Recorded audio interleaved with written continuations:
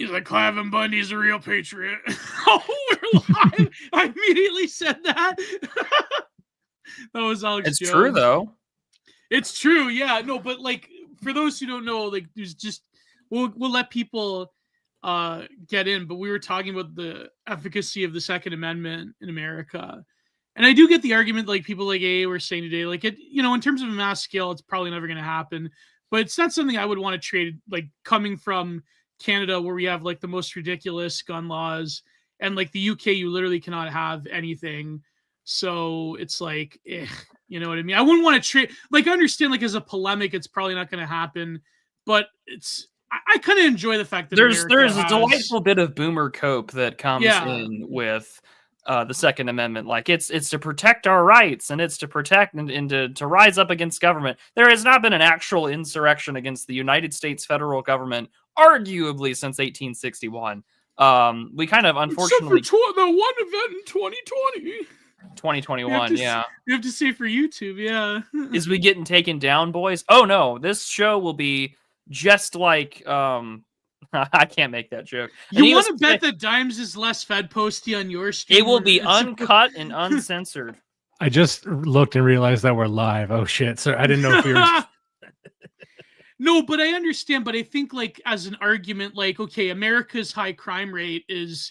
First of all, you can't like really compare America to a lot of European nations. You can't really. I mean, the closest approximation even would be Canada, but still, in terms of our population, apples to oranges. It's a statistical nightmare to try and make accurate comparisons. Like, but I mean, America. This is the first thing they teach you in research into political science. Like, it's like a 100 class. They're just like, listen, trying to do statistical analysis with with anything like that is just not worth your time, because there's so many other co-founding variables that you have to control for. It makes most statistical analysis difficult. I don't accept the argument, and you see this in a lot of different other areas where it's like, this thing is unlikely, so you should stop desiring it or agitating for it. So to say that armed revolution or whatever is unlikely in America, then you should not desire guns, or you should not agitate for gun rights. Like, those two things are incongruent. We can admit that it's unlikely that, the tree of liberty will be slaked by the blood of patriots, whatever it might be. But I'm like, that is not a reason for me to shut up about it. Like, we don't have the same gun rights in Canada. I like having guns. I think we should have more of them.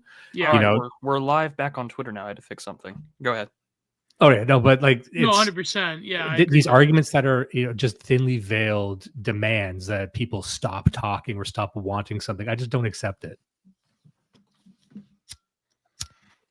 Who's smoking cigarettes? Gio. That's cool. The RFK has done his mass firing American of HHS, and we're smoking American spirits. Is that what you smoke, Gio? Yeah, I only smoke American spirits. Like, my old man smokes DKs, but like I only have like maybe a cigarette a week or whatever. But like I mostly stick to the gum. You can't smoke American a fine spirits. Canadian cigarette, can you? I smoke. Occasionally, I will smoke DKs. My old man's a DK guy. Are there tariffs on American tobacco? Are you paying extra for American spirits? No. I think they let you have about 200 cigarettes over the border. Gio ordering 200 cigarettes at a time. You just have to like declare it at the border. Gio is doing the Orville 500 cigarettes meme as he approaches Canadian customs. he's ordering satchels of cigarettes. Yeah. Well, my old man used to smoke John Players, but he likes a lot of like the more reserve specific brands like DK. I hate native cigarettes. That's what we call them up here. So back native when I smoked, cigarettes. Yeah, you go to the reserves and you buy a giant Ziploc bag of like 200. Yeah, and they're cheap as hell, and they have like stems in them and everything. They were quite literally like the sweepings of the floor where this stuff is packaged, and it gives you strep throat. It really, like, I had to stop smoking back when I used to smoke cigarettes, but that was always, you were really hard up for cash if you were. Like, you're just a chain smoking type of guy. I'm not trying to say anything against you, but it's economical. It's just terrible. Yeah, like DKs are all right. Like, he'll still occasionally get like John Players, but yeah, like the real cheap ones are the ones in the bag. Like my old man's workers used to get them, and it's like, oh god, put them in the freezer. Yeah. That's brutal, man. It is like smoking just pure ash. There's no, whereas like some native cigarettes do have like a nice floral taste, but like, yeah, it's everybody in Canada is 1 degree of separation away from the Trailer Park Boys. Is this true? Mm. This is true. But anyways, so I had to go look up your tobacco brands that are allowed there. Matinee, Medallion, Pall Mall Vogue, Viceroy, Canadian Classics, Rooftop, John Player, Du Maurier. Okay. I presume they all suck. Good. Oh no, they okay. Well, you know, I'm gonna have to go to Canada one of these days. Du Maurier used to be really good, but now if you ever host another live show, Dimes, I'll go. I just need to know so I can go. Absolutely. Up there. No, I got one coming down the pike. I'm gonna let you know about. Sweet. Oh yeah, Dimes? I'm gonna find Gio and I'm gonna put him in a triangle choke and I'm gonna drag him to it. I'm gonna pay him. That is gonna be the greatest arms day of your life. Oh. I'm going to be so nice to Gio tonight. I made a decision, and I've made on Prude's channel. I get to be the Fed Posty one. Let's go. I made a promise to myself. I'm not going to get Gio in trouble. There's a lot of things I'm not going to say that I could say, but I'm not going to say. Yeah, but export green. That's another one. Green. Man, I like that. The things that we're not going to talk about. Well, that's a great way to start episode 124. The age gap discourse begin. Did you see that kid that got like? I think I heard apparently a lot of those channels are fake. Like Vitali, like he would pay actors, but that one kid that was 18 years old trying to hook up with a 16-year-old, like I thought that was disgusting. They were like honestly, beating the hell out of him. There's so many of them now, and they're so popular. I assume they're fake. Vitali it's the last vestige of monetizable normie sadism. Vigilantism is good when the government fails in the sense that like protecting private property, but like doing things like this because there's a piss poor culture or there's bad parenting involved or anything like that. Yeah. Usually it just leads to content slop like this. And also that's a terrible thing that we've watched in the span of, I don't know, a month and a half, the word slop go from a properly identifiable term. I know it when I see it to just a word I use to cast moral aspersions on my enemies. Like if you're like, I understand like if you're a 25-year-old trying to hook up with a 16-year-old, obviously that's terrible, but like an 18-year-old's one of that, like, you know what I mean? I don't know. Well, also here's the thing: when you would hear of who's like the main guy who would do that, who was like the catch a predator. There was that black guy that got killed actually. Oh, but here's the idea. Like, it used to be that when they were going to catch these guys, you would trust. Hansen. Yeah, Chris Hansen. You would trust that they were, chatting and pretending to be a 14-year-old. Now it's just a bunch of like black 22-year-olds beating up people. I'm like, I don't trust that you are actually catfishing this person. You could have just been saying I'm 18 to get him there, and then then just wailing on him, going, I said I was 13, and he's stunned. Like, what is going on? That was like Chaggett when he was going around with Baked Alaska asking people, because he admitted to like being 18 going with a 13-year-old, and he would ask like random people during the IRL stream. He's like, do you think it's all right when I was like 18 years old I went to bed with a 13-year-old? And like they're like just randomly asking street people. That was like, I watched like the whole 10-hour Kino Casino snipe of that one. That was back when like PPP was with Surfer. That's when you would have to, that's when you would troll and respond and just casually ask, well, are you Islamic? No, but then like are there you was a that revert, one guy, sir? Like the black guy, he would go up to them. He's like, what are you doing here, predator? And he would like pop their tires with a knife. And here's the like, I don't think. And so, how many of those guys? Like, so you said one of those guys got shot. He actually got shot. Yeah, nothing of value was lost. But it's different when they're like legit adults trying to like creep on. Well, yeah, that those things are kind of justifiable. But the problem is that so many of these things, Gio, are just done now for like reaction. They're scripted. It's like all those videos that couples put together where they're like showering or whatever, and then like someone gets like hit in slapstick style fashion. Yeah, like these things are so carefully orchestrated to deliver an exact response. Like you've become a victim of the predator that is the attention economy. Do you remember that one viral tweet by Howling Mutant that where the guy was like this black guy was like clearly mentally ill and they were just beating the hell out of him? They actually, the one guy did a Rhino style gore, the wrestler Rhino did a Rhino style gore like right through a beam, like through an awning beam. And it's like the guy was clearly mentally disabled. How many of them are? Yeah, exactly. And Holly Mutin's like, is this just an excuse to beat up on the mentally challenged people? I'll tell you what, the only people I trust for content at all are white schizos, because white schizos were the only ones who could be trusted to hunt down predators. Now it's just a bunch of black teenagers. You don't know what they're doing. But back in the day, when real content was made by real men, it was white weirdos. And then like Justin Payne. Now any old fucking Tom, Dick, and Harry is trying to make women feel embarrassed in public. No. You had to trust a very specific subset of white madman to do that. Yeah. No, Justin Payne, I think he lives in Toronto. But the thing is, like, he would go after like legit predators. But at the same time, it's like, if you're entrapping people, that's like, there is a gray area there. Like, it's, I don't know. It's not. Yeah, but the problem just becomes, however, like, okay, say you wanted to take that to court. Who wants to endure the public record of like, I'm suing this guy for defamation or assault because I was lured under false pretenses or circumstances? All these guys in court going, it's called Hebiophile, and he's got like a 30-point fucking PowerPoint. I'm representing my person, the aggrieved party. Yeah. You know how Chris Hansen? You know why Chris Hansen got canceled? Man, that would be so much fun. A sovereign citizen getting catfished by a Chris Hansen predator clone. I'm sure that happened. I am representing the injured third party. And who are you? I am a representative of this legal fiction that is interested in another legal fiction that happens to be per your laws 16. Like, I want that court transcript. I want to be the court reporter typing in my little shorthand keyboard notes for the absolute insanity of a sovereign citizen trying to defend his desire to bang a 17-year-old. That, like, knowing the demographic of libertarians, it's probably happened. Like, it's like, so what were you doing near this Korean high school? Well, don't ask questions, man. I'm not subject to your laws. You know how Chris Hansen got canceled originally back in the mid 2000s? Because he was entrapping a judge and a local county judge.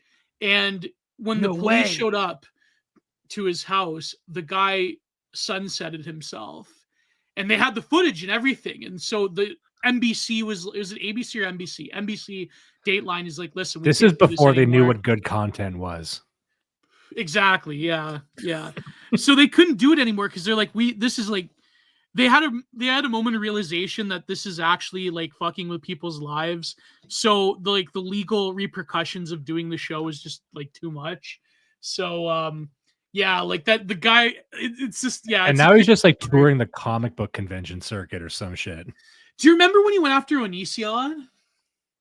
Oh, yeah, that was funny. The critically acclaimed author?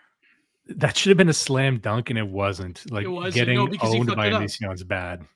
Do you know what's crazy about that? I remember I saw Dimes. Do you remember, was it Fort Erie? Or they had like the Friendship Festival?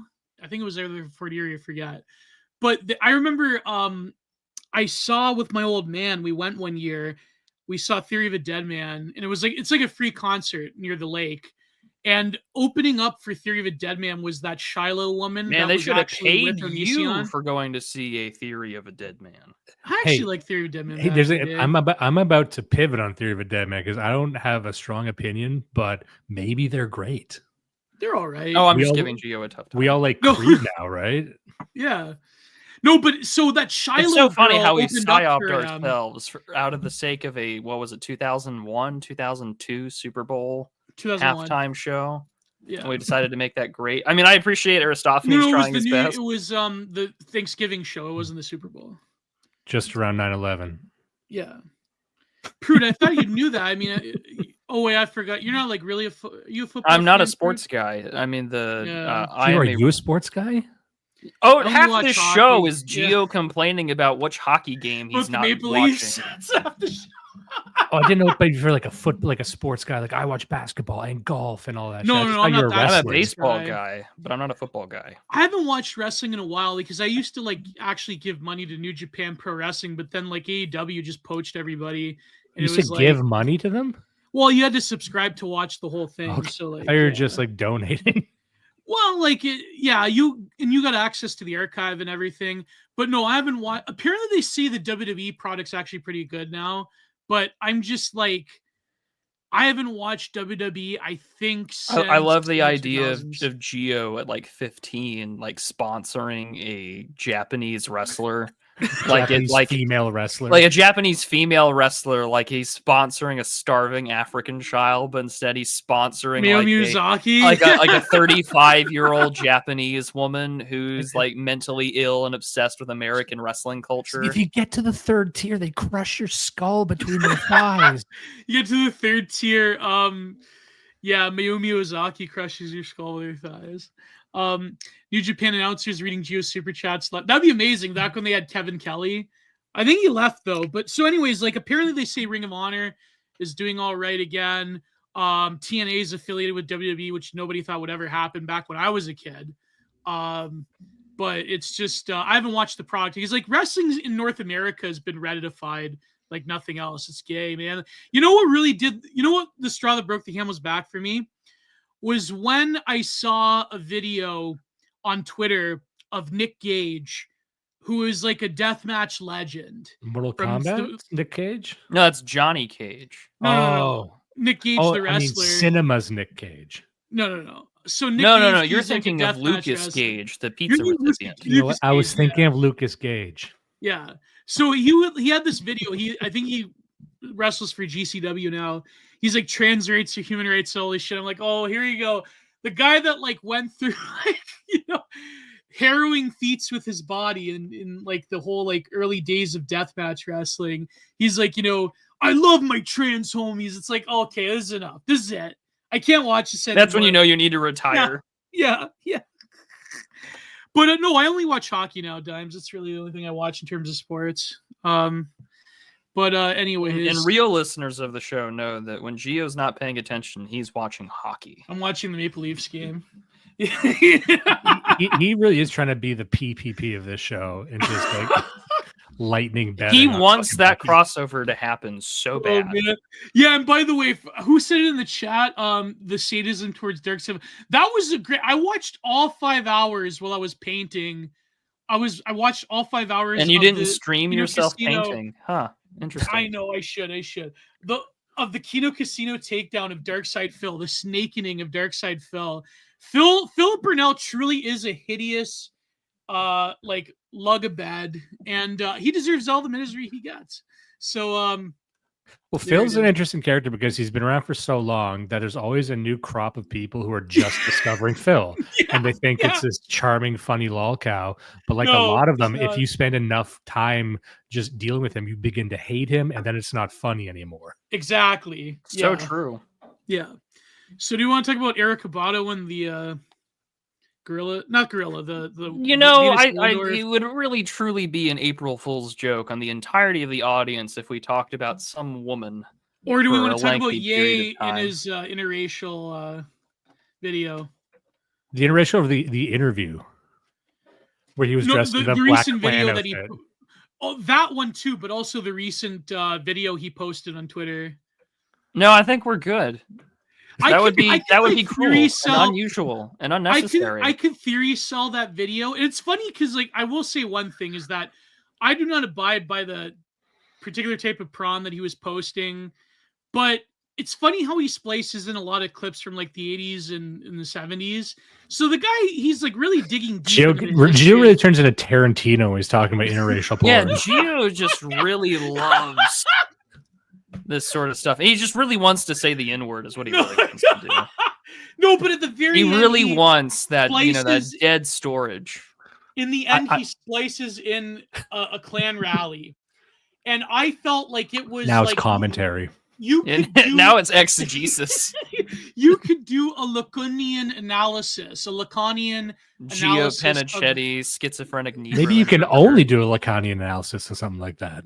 No, but here's the thing: like a lot of the grapers, the Board of Prisons disagrees. Like, if I would just be critical for a minute of the grapers, a lot of them, they okay. I know some of them are rappers or whatever, but like they don't see the artistry of what Ye is trying to do with that. You know what I mean? Like he's trying to do this subversive. Why are you talking like motherfucking Sephiroth? yeah. No, but that's what I mean. Like I understand like what he was doing from a theory cell perspective, but I cannot endorse putting interracial prawn with I the can't fan endorse rally. you giving this guy as much agency as you've been willing to give. I get. Well, I mean, Well, also he's done this before. Like He's done this before, this yeah. whole thing. Like this did it a few years shtick is ago. not new. You know, it's so funny. So when Dimes and I first cooked up the idea of doing a book show, it was because he'd done this, what was it, 4 years ago during 2020? And we covered that book, the What Went Wrong, the creation, the collapse of the Black Jewish Alliance, which you can find on Odyssey. And then we maybe touched like a third of the book. And then like a few months later, the whole Candace Owens stuff started. And they were like, well, Dimes, we're back again. I feel like, Dr. Manhattan at this point, where it's just like, it's 2020 and we're still talking about Kanye West. It's 2022 and we're still talking about Kanye West. 2025. It's 2025 and I'm still talking about Kanye West. No, but there was this one shot where it was Gio, like this. Jesus Gio, Christ. no one cares. This woman's like no looking one, over, Gio, no one just her cares. eyes I are the- don't like- want to This hear is about Kanye fascinating. West posting black porn. I No, don't but want to he was hear like it. consciously choosing these images because there was this like white girl like looking over the Jesus black shoulder of her Christ, will you eyes. stop? You know, okay, April Fools. This is Fools. great. Oh my love Like, God. listen, I love I could educate the groypers in art theory. I could do this. I could educate the groypers in aesthetic analysis, and they would be much better for it. If they want to go with Ye, they have to know something about art theory and art history. Well, why don't to you do finish your book and then they can learn all about neoliberal kitsch?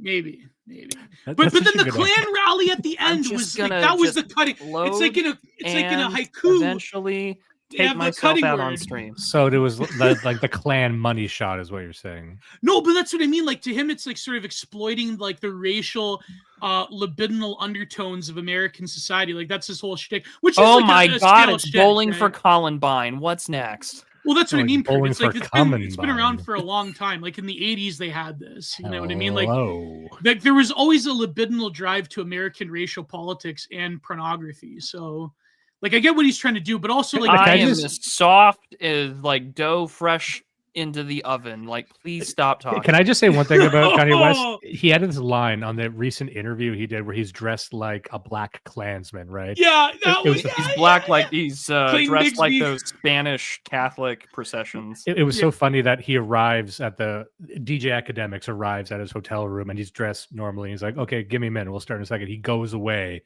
then comes back dressed like that. But that was he had, amazing. he had made a comment that really just illuminated what he's doing. And because a lot of people are thinking, oh, he's really woke on all this stuff or hip to the JQ or whatever. Like, no, he's not really. And then he had made a comment. It was something to the tune of, these people wear our pain on their chest. They monetize it. So I'm wearing their pain on my chest. I'm like, okay. And then a lot of black people are like, oh, I get it now. But I'm like, okay, so this really is sort of a black nationalist type of thing.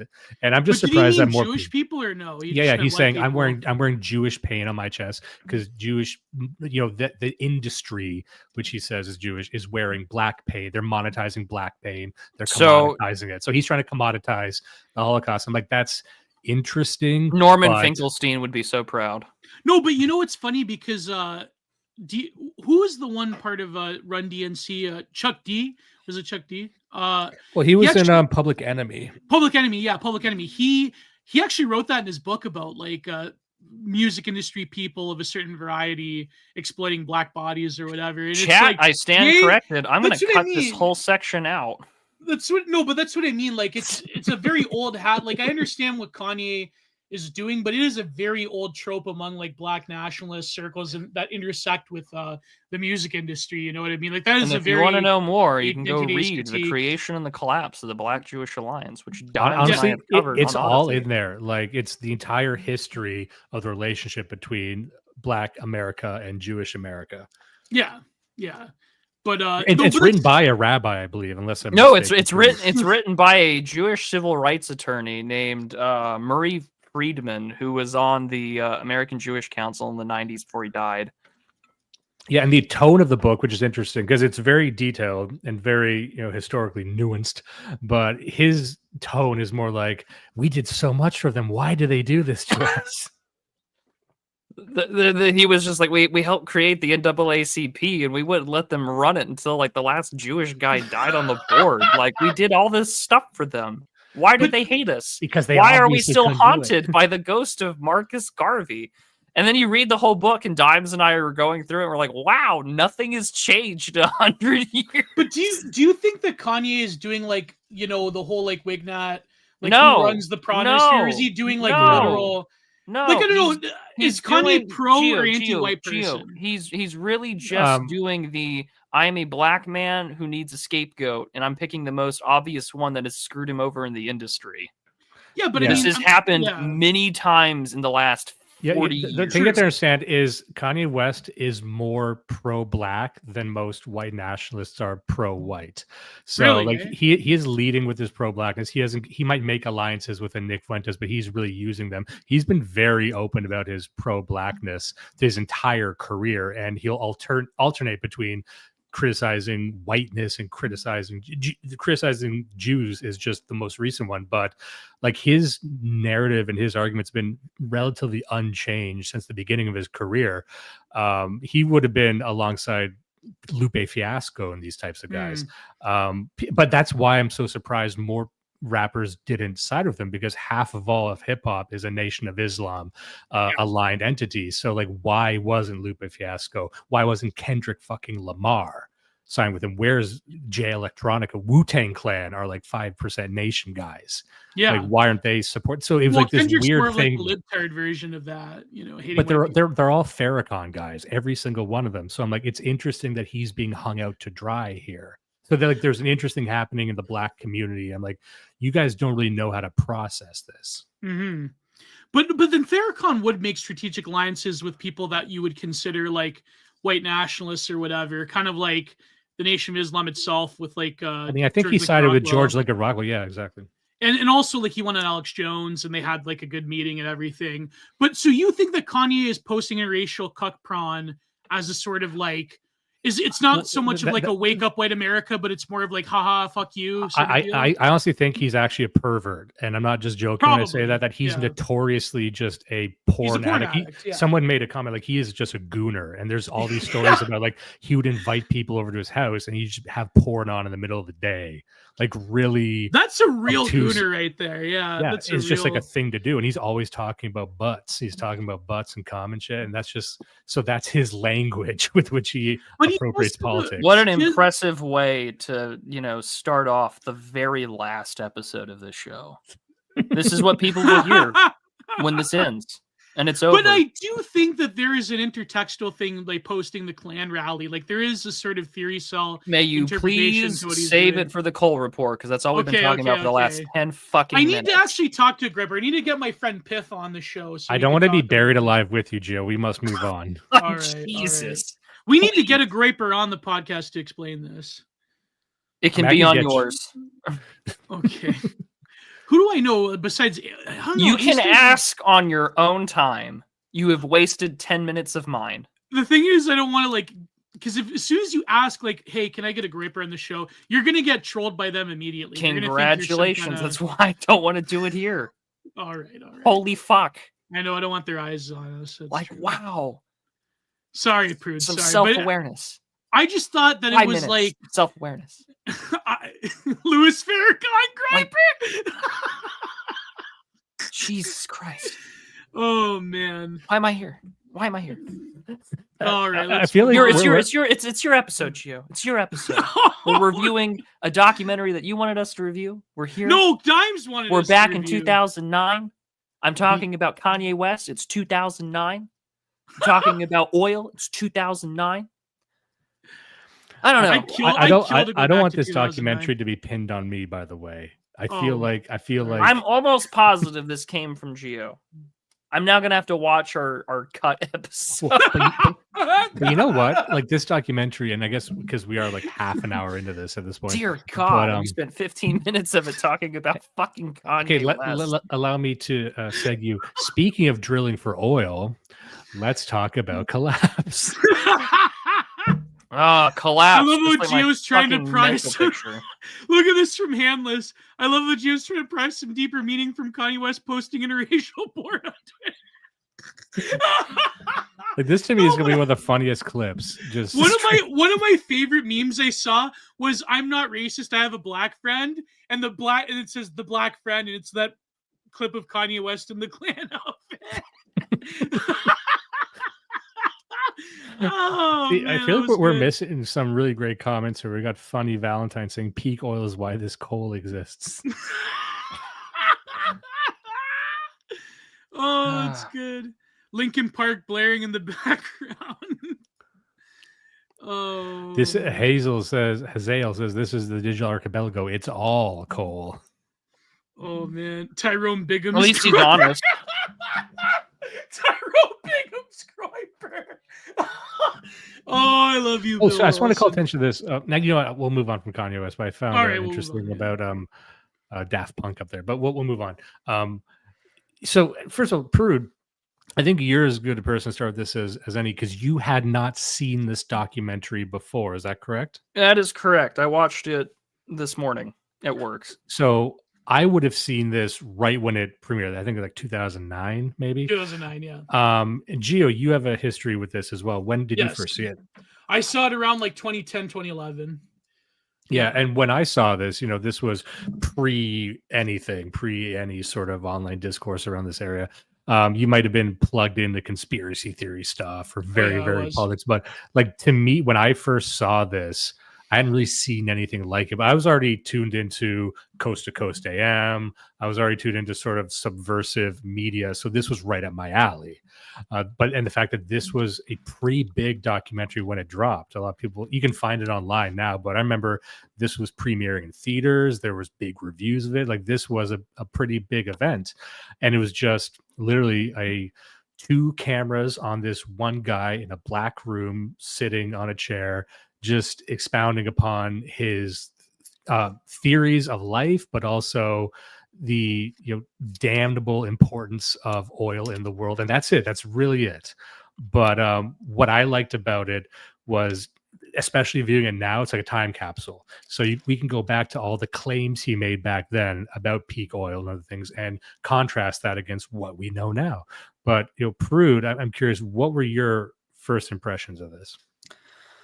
So we've talked about a lot on the show in the past how the financial crisis and new atheism and that sort of like perfect moment of Occupy Wall Street and the rest in that Obama era of conservatism had really gave you two different ways to go. You either had sort of the early alt-right, or you had what we would kind of call wokeism today, or just leftism, or whatever you want to call it. And so I joked with Gio before you came on backstage, was that there is about a 15, 18-year time difference between a majority of what Michael Rupert is talking about in this documentary in comparison to what a lot of like maybe Rizoma School raw egg nationalist types are talking about on Twitter. And I think that that's sort of an interesting K line to follow because the first 25 minutes is very Oliver Stone, early, Gen X boomer liberalism about the CIA, about why we invaded Iraq. And it feels it felt like a blast from the past because it's 2025 and I'm listening to the late Michael Rupert say, we're never going to leave Iraq. We're never going to leave Afghanistan. And we have no presence in either country. And we got jack shit in terms of oil, in terms of deals out of either of those countries. And both of those governments, one of them is now still ran by the Taliban. And then the other one, in the shadow of us leaving, has got a lot of Iranian influence in that country, and it doesn't have the world's best relationship with us anyways, and democracy is kind of a joke. And so it's like, well, we're building all these things. We have all these troops there. We're never going to leave. Da, da, da, da, da. And it's just like, well, and then of course, this is right before this comes out. It's really right before the shale oil boom with fracking and all these other famous documentaries like Gasland and the rest come out. And so you have this framing device for an existential crisis, which regardless of whether or not you believe in peak oil or not, he is absolutely correct in the sense that there's sort of this Malthusian problem that we have to deal with. And we have this population issue and everything's running on energy. And we need to look at how the ways to get around it. He doesn't go very in depth into some of these issues, like, why about, nuclear, or he talks a lot about the regulatory stuff. And I'm like, well, that's a good reason to maybe cut some of these regulatory issues. But, mainly wind and solar. And then we talk about that. And then, but he just points out, listen, loves wind and solar. He loves wind and solar. Although it was really funny to me, and I think I texted Gio at the beginning. I was like, "Hey, isn't it interesting that in the first 10 minutes of this documentary, he kind of just tells me that he glows, even though he doesn't glow, like, or maybe he does. He says, "Oh, I was on the LAPD for several years before I resigned," and I'm sure it's because of pressures. Both his parents were pretty high up in the intelligence. And he had Q clearance, and his dad was a liaison. His whole family was working with the government at one point. His whole family, like his mother was worked with some kind of transcription stuff with codes and whatnot, cryptography. And I'm just like, this, glows on any other thing. But then you listen to him talk, and then you're like, okay, so this is very Oliver Stone-esque kind of progressivism for the early 2000s. And he's like, well, I thought the best line he had in the entire thing was like, I don't deal in conspiracy theory, I deal in conspiracy fact. Like, that's so good. That's so good for all the reasons that politics, well, it's good for all the reasons that people won't appreciate. Because it's the same shit that we talk about today. It's like, like, oh, the difference between a right-wing conspiracy theory and like the headlines is like 15 months. And it's just like, yeah, but like this like boomer who hates you probably would agree, but he would just hate the fact that you're right. Like, he's like, well, I grew up Republican, and now I'm just like, oh, well, the drugs and CIA, and I confronted John Deutsch, and I was this writer, and I had a large subscriber count. Like, it's a different kind of media. Where way before the internet. Oh, yeah. Well, I mean, even then he had the internet, but even then, I mean, he died in 2014, but he had a website before his health declined and he left. But the documentary is literally just Chris Smith with a camera. And he's a well-known documentary and filmmaker. He's done Jim and Andy. He did the Fire Festival documentary. He did Senior, talking about the Robert Downey Jr. family. But he was also a big part of making this film happen. And this is kind of what got him famous in a lot of ways. Yeah. And also the unfortunate fact is that he died by suicide. Yeah. And that maybe it shouldn't, but that always colors everything he says a bit differently, because like you said, this is a very specific sort of guy. And by the way, we are talking about the film Collapse. I saw Hazael was in the chat wondering what the name was. There is a copy of this on YouTube. Was there any interest of like throwing that up and like watching a bit of it? Yeah, that might help people understand a bit. That first 15 minutes is pretty good. He goes through a lot in the first 15 minutes, but he's a very specific type of guy, and I'm gonna miss this type of guy when he's gone. He looks like a Tim and Eric side character who went through a divorce. Like he actually did go through a divorce, I believe. Oh, of course he did. And at the end of his life, he was living on a commune up in the mountains. He likes playing acoustic guitar, likes his dog. Like he's sort of like a boomer hippie, but also former cop, also intelligence adjacent. You know what I mean? And so he's got this really interesting attitude and personality about this stuff. Remove whether or not you believe in anything he says. I'm just like, watching him is compelling. Well, some basic information dimes would be that he claims at the beginning of this documentary Collapse, which came out in 2009, but I believe it was recorded in 2008, or right after the financial collapse, that he claims him and his quants firm predicted, more or less. So he says that it started off to sort of catalog his life as an FBI informant, but then he's like, I don't want to talk about my involvement in Iran-Contra and the crack cocaine crisis in the 80s. I'm going to talk about peak oil. To me, that's more interesting. He does go into a little bit of his connections. So his family was heavily involved with various intelligence agencies, his father in particular. And notice how and this is why people are skeptical of people like Alex Jones, for example, because a lot of the connections like Michael Rupert, Alex Jones, Bill Cooper to an extent, of course, like Ted Gunderson was an FBI agent that then defected. Although Bill Cooper has a lot of legitimacy because he was legitimately killed by the FBI, by the way. So, for example, Alex Jones, I remember. Nobody remembers this, by the way. I remember this because I used to be a fastidious Alex Jones listener. When I would come home from school on the bus, I would listen with my earphones on. He claims that his father, as a dentist, was recruited in a government program, and that he met a very rich, wealthy person in Texas that was connected to one of these like inner families that essentially run Texas.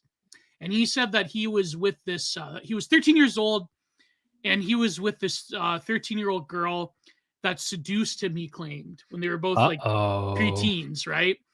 And he's talking to the father, and he's like, "Oh, I see that you like reading history, and I know your father, and your father's a respectable man." He goes, "Here, you like my daughter? You want to fuck her? Like, I fuck her too." And it's like, he actually said this on air, by the way. And Alex Jones is like, "I have to get out of here. I have to get out of there." EL, you remember that one story I told where I was listening to Alex Jones when they allegedly caught Bin Laden? I was laughing my head off because he did a remix of the song by Lee Greenwood, "God Bless the USA." So anyways, Michael Rupert, to give some biographical background, he has a very famous episode on Joe Rogan before he died. And he basically, like you said, he was living on a hippie commune compound that was adjacent to a native reservation. And he would go on these sweat lodge journeys. And they said his health was declining. People speculate if drugs were involved. And he believed that the end of the world, or rather the end of Western civilization, was upon us, and that he had served his purpose in life. And therefore he had committed, he sunsetted. So he was a very tragic figure that led a very tragic life. And a lot of his stuff was sort of like hippie boomerism. But I think that the documentary will show you that even the notes of optimism that he had was colored by this very, very deep boomer style depression at the state of the world. Especially, you have to realize this was 2008. This was when people by the thousands were losing their lives. It's sort of like when, was it me and you, Pruitt, or was it just me that covered the movie that was from the Walter Kern book, Up in the Air? Or was it just... You covered that solo. Yeah.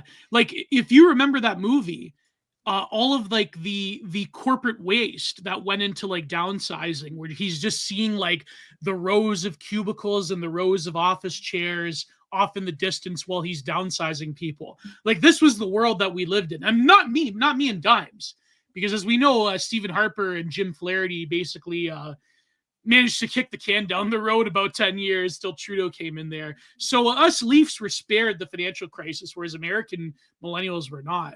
Although, I don't know, Dimes, you technically a millennial? Yes, I am. I'm not that old. But yeah, like, because you're an older one, you have life and kids and everything. Yeah. Well, because with America, you have economically more peaks and valleys, and with the Canadian economy, it was more this just steady lower dog shit thing. Like, we survived it without much disruption, but it wasn't great before or after. Yeah. Look at what Penultimate said. Look, highlight that. Gio started listening to conspiracies after he found out his parents would lie to him about the train stuff.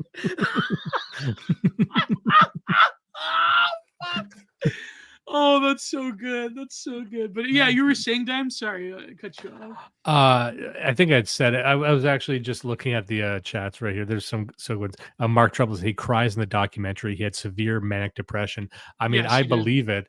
And also, like, the suicide. I don't know if you could say that on this episode. Don't want to get it taken down, of course. Let's say sunsetting. Oh, please. You just talked about everything in the last 20 minutes. I think we can say that the man killed himself. But if you actually do believe what he believed, then of course you would do something drastic, which is the whole point, that if you have internalized that much nihilism of the state of things, and if you truly believe that it's going to be total anarcho-tyranny in a oilless world, which is going to happen in 15 years, very, very soon, then you would say, well, I'm just going to blow my brains out, because who wants to experience that?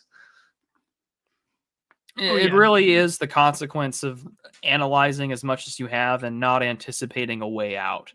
And I mean, that leads you with little to no options. And I mean, if you honestly believe, let's say, for instance, the world as we know it comes to an end, and you're going to be an old man with not much going for you at that time, I could see how you might want to end things, or worse, because you're manic depressive, that you come to the unfortunate conclusion that that's really the only way out of here, especially when he had said that, in his books, that, his death would not come until God decides to take him, or that it's not cost effective to kill him, and the response would cause more problems than it would solve. I'm not that important to kill, which is pretty dark. But also, I remember a video Prude before he died.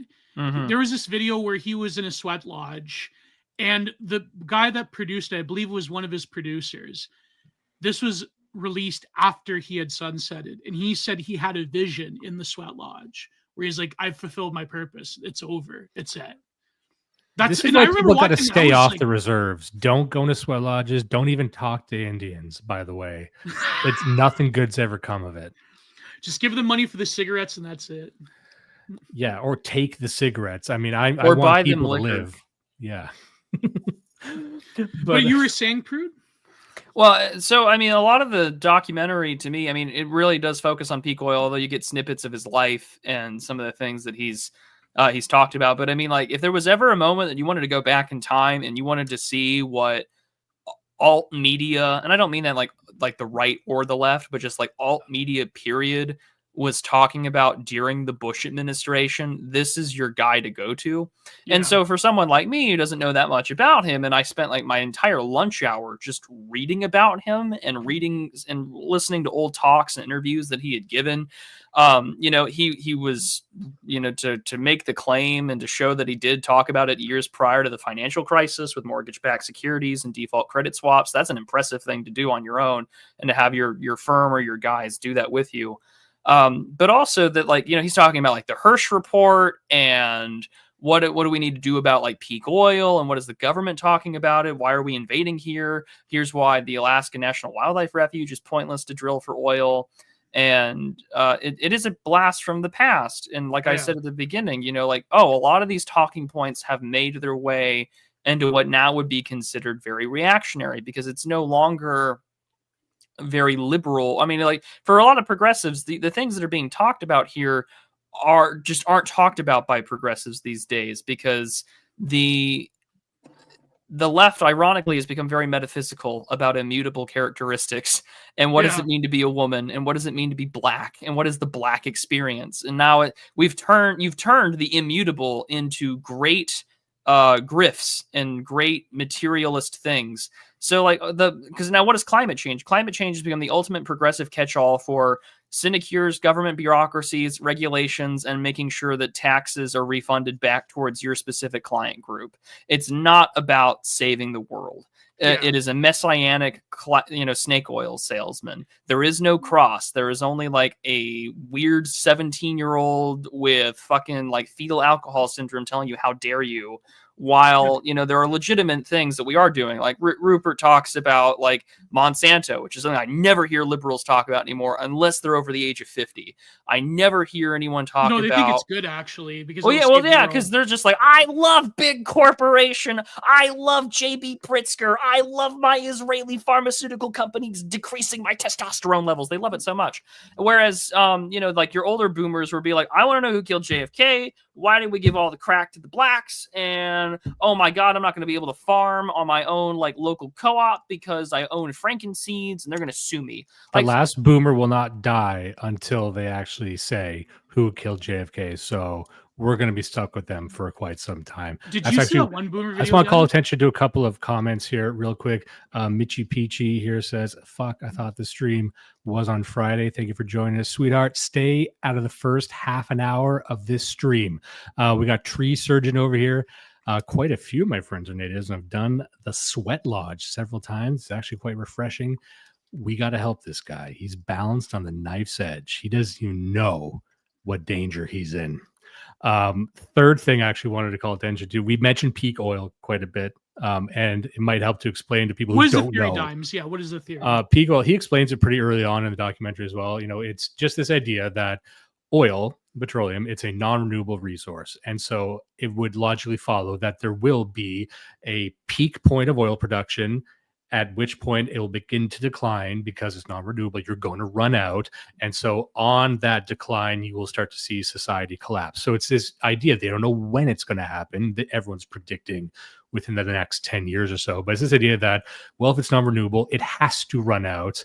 And there will be a time when we just pass that threshold. Yeah. And there's some people that believe the opposite. They believe that, like Campbell believes in abiotic oil. I'm more of I'm friendly to that idea. It's called the deep hot biosphere. And for people who don't know what that is, just to briefly summarize it, it's the theory that we actually don't know what creates oil. They would say it's from compressed biological matter from the earth, or as the deep hot biosphere theory dictates, it's excreted through processes we don't really understand from somewhere in the earth's mantle. And it's just a thing that the earth does. And so there's quite a few people that believe that, or it's the foundation of that theory is that we don't really know where it comes from. And even within this documentary, to give some credence to that, Michael Ruppert, he was saying that, well, we don't know how much oil is out there, but we have to assume we found all of it. There's this comment he makes early on that we found all of the largest oil fields in the world. Right. Yeah. And this was at the time. And then I think just last week, China said it discovered some 100 million barrel oil patch somewhere in the China Sea. So it's like this idea that there's no more oil to be discovered is just factually incorrect. Right. Yeah. But I would say one comment, and it's kind of extraneous because it reminded me a bit of recently on Tucker, he interviewed our good friend Andrew Isker. But notice how this documentary is very much a product of the time. Like GWAT was still in full force, where people were starting to forget about it during the Obama years because now they weren't. Well, I have to interrupt. No, they were not. The war was the central, like ending the wars and closing Gitmo were a big part of Barack Obama's campaign. And then you're right. And then what comes right around in 2009, the troop surge. And who is sucking Barack Obama's dick? It's not Mike, it's Lindsey Graham. Right. The war was in everyone's minds. No, but it was everyone's mind for a different reason. It wasn't about a crusade about civilization. No, it wasn't about revenge. It wasn't about 9/11 anymore at that point. It was about nebulous reasons. And if you want a good article about that, I'd really recommend reading Data-Driven Defeat from the American Affairs Journal that came out a couple of years ago. I misspoke. What I meant was that it was a different purpose, but I think this documentary is a product of its time in the sense that there was still a sense of like, okay, the reason we're fighting wars in the Middle East is because there is going to be this glut of oil. All of the glow in the darks realize that peak oil is a thing, and that basically a unified Western civilization has to eat up all of the resources before the Chinese or whoever gets it.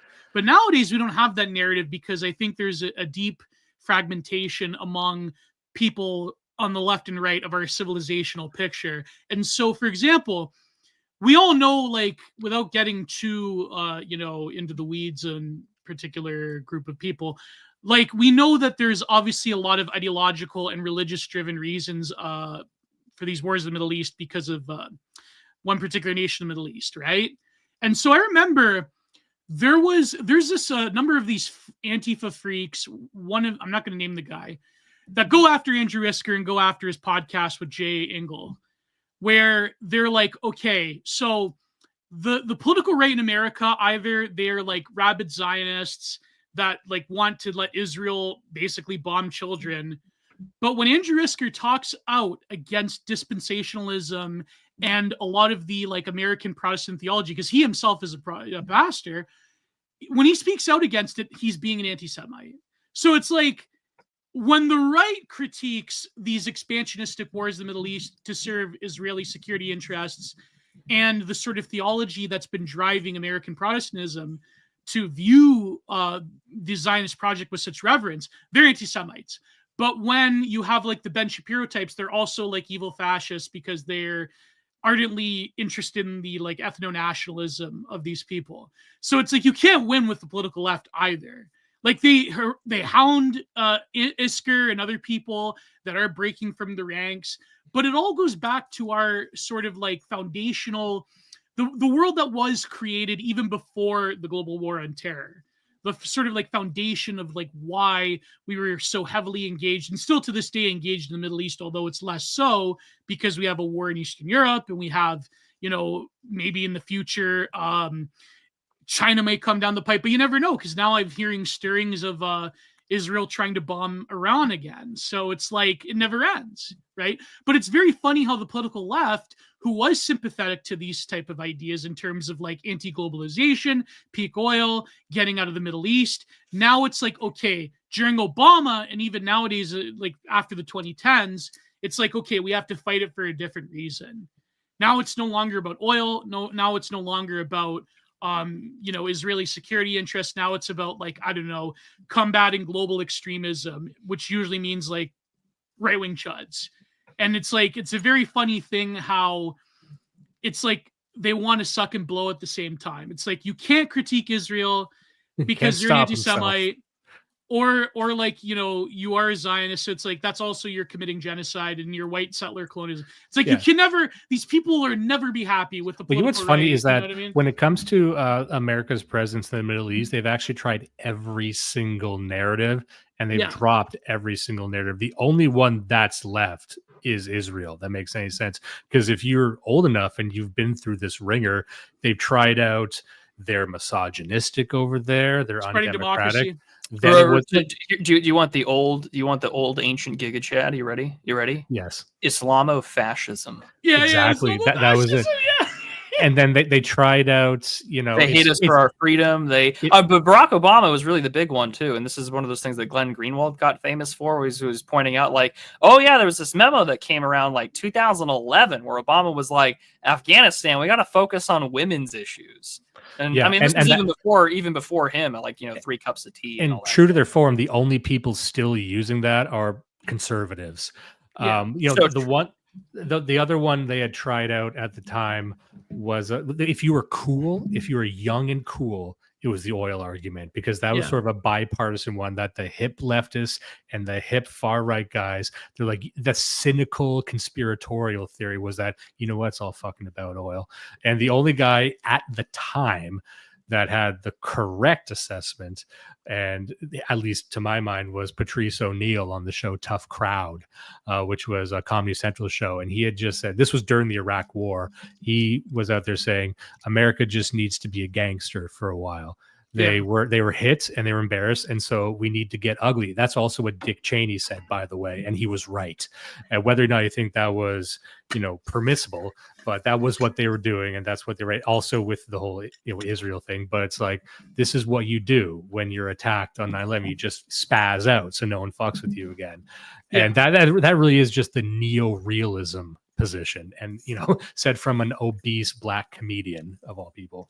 But there was something that meanwhile the crack addict skinny black comedian was doing the same thing on his TV show. He's like, well, you in what army? Oh, that's right, as Black Bush. I mean, but I think that's sort of the important thing to consider out of all this, is that you're going back in time, and even while 2009 seems not that long ago, it sure as shit was. Oh, yeah. Because that was 16 years ago, and we had this idea that this this post-racial moment in America had been achieved. It did not. We were going to end the wars and close Gitmo. None of that happened, and that somehow we were going to get meaningful change. Well, we did get meaningful change. We watched the left become more capitalistic in a lot of ways than its right-wing counterparts. And that way, I think the left are better capitalists than the right ever will be. Definitely. Just look at your masses now. Like, you've managed to consumerize and commodify all leftist causes. And you created the greatest ideological framework for it, which came out of the Barack Obama era, where it started getting implemented. I mean, yes, DEI is first put into policy, technically under George W. Bush, I think in 2007 or 2008. But I mean, it really goes full strength under Barack Obama for obvious reasons, race grifting and everything. And what do you get out of that? Well, we watch everything come together under the banner of like intersectionality, DEI, ESG, and the rest. And Obama's like giving you my favorite kind of trick in the book, which is the well-spoken black man, i.e. the really nicely done minstrel marionette. Because if Barack Obama did not have a teleprompter, by God, that man could not talk to save his life out of a paper bag. He'd hyperventilate and die. And so I'm listening to Rupert argue in the way that you only hear white boomers talk about things. And with alarmism that in his lifetime would be commodified and sold back to the masses as consumer activism. Yeah. Like the old Marxist talking point that you hear from a lot of tankies, there is no ethical consumption under capitalism. Well, if you still believe that, then like the devil's greatest trick is convincing you that there is. And if I were like Michael, like Rupert, and I'm looking at where the left is going, or I'm just looking at where the world is going, and like these great existential issues, climate change, drugs, the global War economy, of civilizations. Basically saying things are getting crazy these days. Yeah, I think wow, all this is kind of crazy. Look at the weather, and for him, he's just like, oh wow, all these issues have just been turned into marketable baubles and consumer identities, where none of these issues are ever going to get solved. That's a huge black pill. Yeah. And he gets emotionally cries in this thing, not just because of like all the shit he's been through. And I imagine he's been through a hell of a lot. I'm not going to speak ill of the man. He saw how the sausage was made, basically. But like he saw the sausage was made. He was on the inside. He was a cop for like a couple of decades. Like I would be ready to just say, yeah, it's done. I hope someone listens to me. And that's really the cry for this whole documentary is that, listen, not everyone's going to be saved. If you are capable, let those who have eyes, let them see, and let those who can hear, let them hear. He does that thing. He doesn't call himself a messiah, but he's just like, listen, I can see the writing on the wall. Please do something about it. And the only people who seem to have picked up the writing on the wall are internet schizophrenics and shit posters and fascists and fascists online. Some tankies. I'll give some tankies credit. Yeah. And so it's like, the only ones who heard you are people who are either too young and too poor to understand how bad it is, or those who do know how bad it is but feel like they can't do anything. Or they don't care. And then you kind of find yourself just sort of fiddling on the Titanic, to borrow one of his references. If Michael Rupert were around now, he would be on Twitter being denounced as a decelerationist and said he's an op, right? Because he was not echoing, but he was he would be quoted by Mark Andreessen calling him a loser. Yeah. Yeah, he would be a griper also as well. I feel like he would be anti-Trump. You understand that a lot of what he's saying is true, and what he was talking about for the good chunk of the first half was that. And this is what really stuck with me about the documentary is that how much of our society or civilization is reliant on oil. And he goes into it doesn't just power your cars. There's so many gallons of oil per tire. Everything's made of oil. Everything incorporates oil in some way. And there's this show that's out just now starring Billy Bob Thornton called Landman. It is not a terribly good show. It's another Taylor Sheridan project, but it stars Billy Bob Thornton in Midland, Texas. It's about the oil industry in Texas, trying to tell sort of a crime drama there. But he has one of fucking many monologues in the show where he talks about the scale of the oil industry, saying that, oil is like one of the top 3 industries in America, and every industry around it is reliant on oil. So it feeds every single industry in America and globally. It's just this huge lumbering machine that no one could even dream of taking down. And it's not portrayed as a villain in that show. It's just a fact of life. And that really was what he's trying to get at in this. Is like, you have no idea how essential oil is to everything in this civilization. So if it were, let's not even say peak oil occurs. Let's say there's some sort of disruption that occurs. $300 a barrel. Yeah, then everything suffers. Everything starts to fall apart. Everything gets worse. And that is true. And I think if there is one message to take away from that, it's to get you thinking about it on those terms. Have you ever watched the film Hell or High Water, boys? I just saw that like last week. That's great. I think it's still available on Tubi. But Hell or High Water, there was this one scene there was 2 scenes. One was when him and when Jeff Bridges and his half Mexican, half Native American deputy sheriff were talking about how his people's lands were taken over and destroyed. He goes, now the bank, he looks to the bank, the Midland Bank. He's like, now those people are taking your ancestors' land. But there was another scene where they were driving through Midland, Texas, and there was a forest fire. There was a brush fire. And there was a number of ranchers that had a vast cattle. Yeah, and that was Taylor Sheridan acting in that scene. Yeah, a vast array of cattle that they were moving out of this fire zone.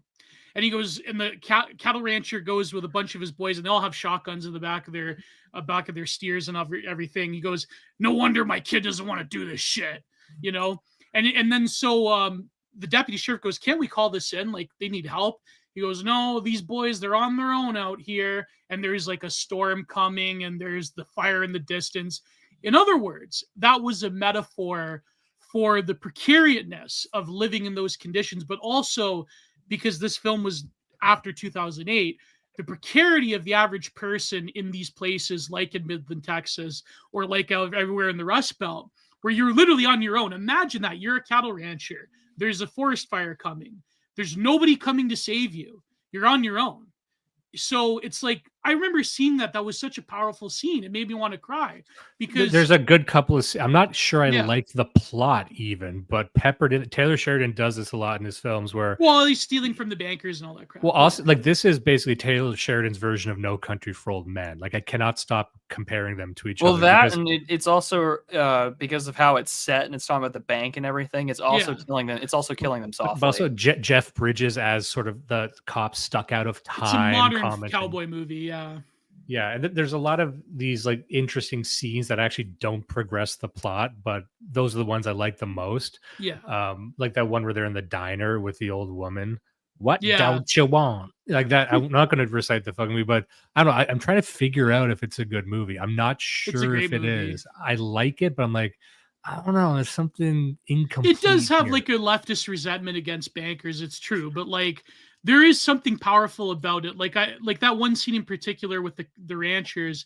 It is sort of like a metaphor for the way that like global financialization essentially fucked over the American middle class, and the fact that generationally you have this in the American frontier context, is like really this sacred pursuit of cattle ranching that was there from the beginning of the American frontier. Now it's like that whole industry is broken, and the fact that they're on their own, and it's like the boys that are stealing, they're like modern cowboys because their mother got fucked over by a banker in 2008.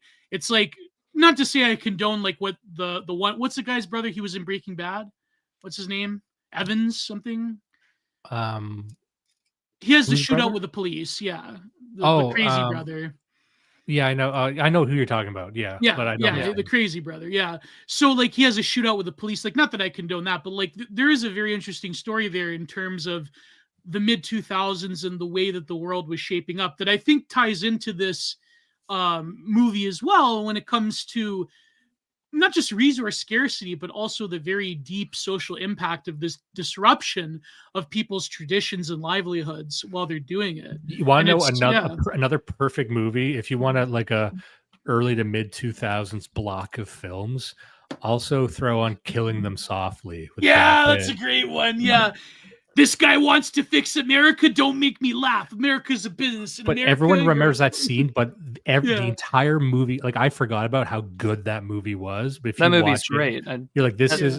is one of the best movies I think I've ever seen, and no one has seen it. It's so when James fucking good. Gandolfini's talking about like when a fresh Jewish hooker comes on the pipe. You know? He can't stop himself, can He really can't.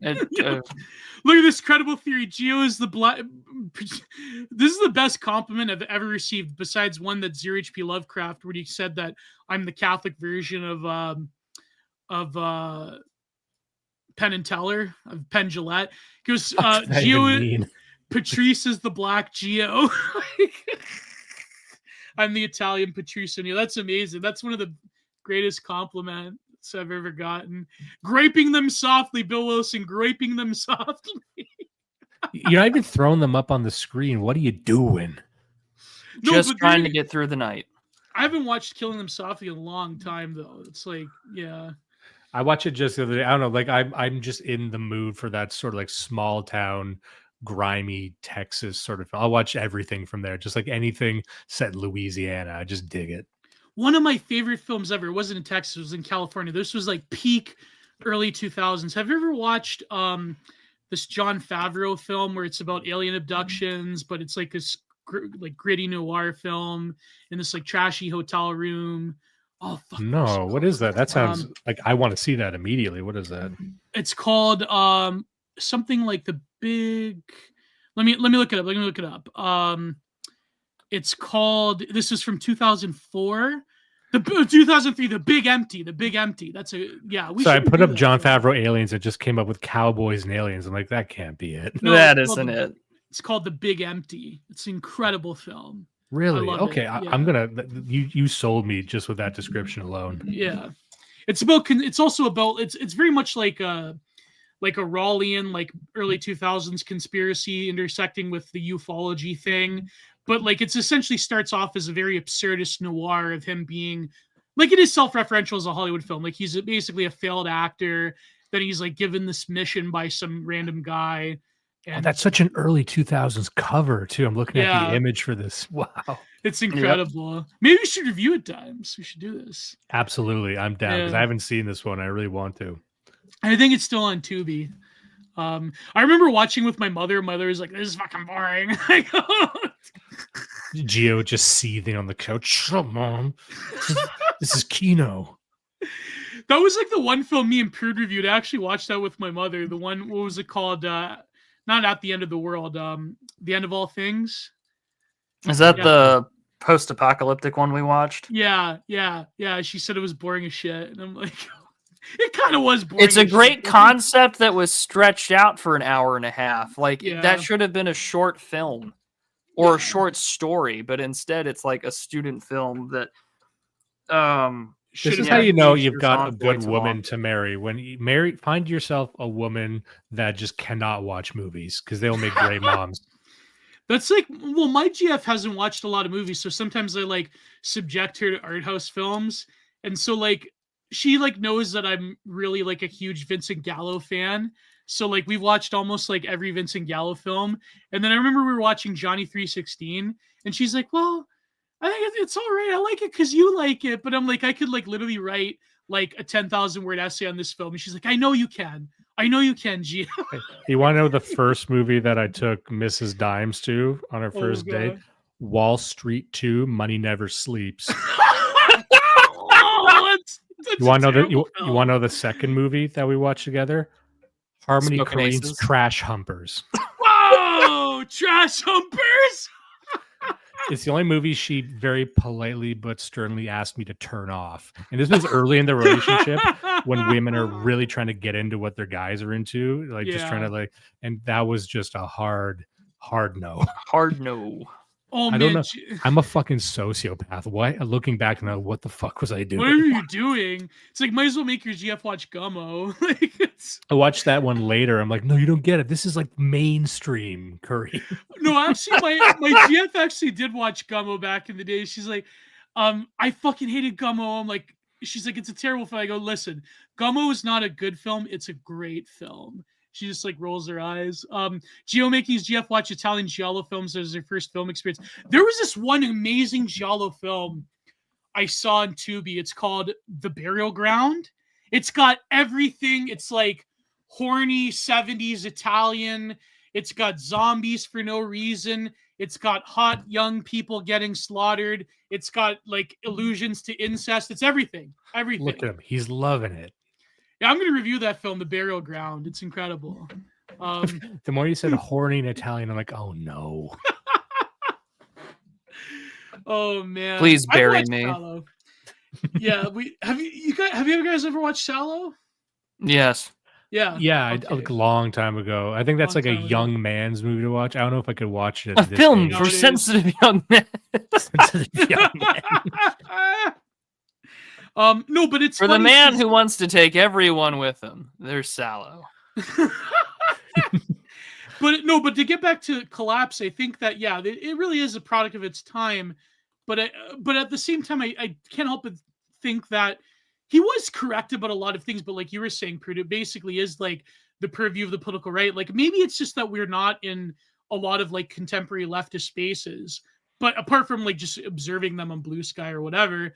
Like the problem is that a lot of contemporary leftist spaces, and I think that anyone who's not in them, and there are some like genuine lefties that I do follow on YouTube and whatever, like there's some like hardcore, what you would call, I guess, like little O orthodox Marxists, and then some other guys that are really into media theory and just like psychological stuff. So like there's like really just like parapolitics, but like the academic kind of parapolitics. They're like, oh, well, these people influence this. They're much more interested in the private sector. They're much more into the Californian ideology stuff. Then you have like the little O orthodox kind of Marxists. Like there's this, he would laugh his ass off. It's not like he pays attention to us, but like the Midwestern Marx guy, which I always find really funny to me when I see him, because it's like, oh, this is a white guy. And he's talking about like Marxist theory and what's going on in the world, and And I'm just like, dude, you are a man out of time. And I kind of appreciate him for that. Well, I have a question, Prudent. Correct me if I'm wrong, but when I peer over the fence into what these leftists and even Marxists are talking about, I don't detect much of a concern for environmentalism, not even climate change these days. I think that's seen as more of like a neoliberal position. What's they have no, it is. It's real, like climate change or climatology or whatever kind of gets turned into like, oh, well, it's just a neoliberal position to make cover for capital. And it's like, oh, if they can signal that they're good, then like there's no actual regulatory investigation into them, which they have. They also have this like very similar naive belief that boomer cons do, that like if the institutions were just captured by our guys, things would be better, or if we just got the right person in power. Like there's this Bernie populist sort of naivete to them, but then like you meet some really black pilled leftists that are borderline preppers. And they're just like, listen, it's over for me and my gay son, and we're prepping and we're trying to survive. And they're prepping in more ways than one. And it's interesting to peer over the fence sometimes. Prepping in more ways than one. Thank you for catching that, guy. But like when I look over the garden wall, so to speak, and I look at my neighbor's disheveled mess of a home of their political camp, like so many of them are just like, and I think a lot of it has to do with just the fact that millennials are getting older, and that the younger people, and Scott Greer was talking about this on his show yesterday, was that like it really is, it is a millennially driven movement. Like, yeah, there are Zoomers that are progressives, but it's female. It's like white liberal females and brown liberal females that are pushing for it a lot, mainly for like the new generation. They're all doubling down on the sort of woke SJW stuff that we kind of grew up like becoming inoculated against. Whereas, why is there all this big hullabaloo against like Andrew Tate and the rest of them? I mean, there's a lot of reasons to not like Andrew Tate, but like the whole grind set, John Steinbeck, we're all temporarily embarrassed millionaires thing has really kind of pushed a different cultural view, because even like on the left, even like progressive Zoomer women are so far off the reservation to like even like your average black guy's politics that like, yeah, I'm more into Andrew Tate and Fresh and Fit and Myron Gaines and the rest of it. You're like, well, why? And it's just like, because like, well, have you looked at these bitches? They're crazy. And it's just like, okay, well, that's where politics is now, because we've gotten so civilizationally dysfunctional. This is what constitutes mainstream political discourse. Whereas you go back to a semblance of a wider and a more kind of socially agreed upon political standards of an Overton window. What were the issues that like people were pushing? Like abortion. Howard, like I just think about like Howard Dean, or I think about Michael Rupert here, and like you're pushing issues that genuinely kind of do matter. And the problem is that just like some of the issues that all three of us care about, whether it's like immigration or foreign influence or deportations, we're also kind of still far enough outside of any lever of power that we're kind of just screaming like Howard Dean. And it's just like, right. Yeah. And Michael Rupert is a relic from a time where you can discuss serious issues in a measured, serious sense. Whereas if you were to discuss environmentalism now, you're just going to have some fat bitch saying like, at least I don't need to get an abortion when I fuck a tree. And it's just so far removed. Or like, at least I can you'll choose get some the like bear. Saying that you're subversive, that you're like not getting it, man. Well, like but also keep in mind that like this is a documentary. This goes on for an hour and 20 minutes, and it's pretty good. And I would recommend that you watch it. And I'll put the link in the description and the pinned comment when we're done with the stream.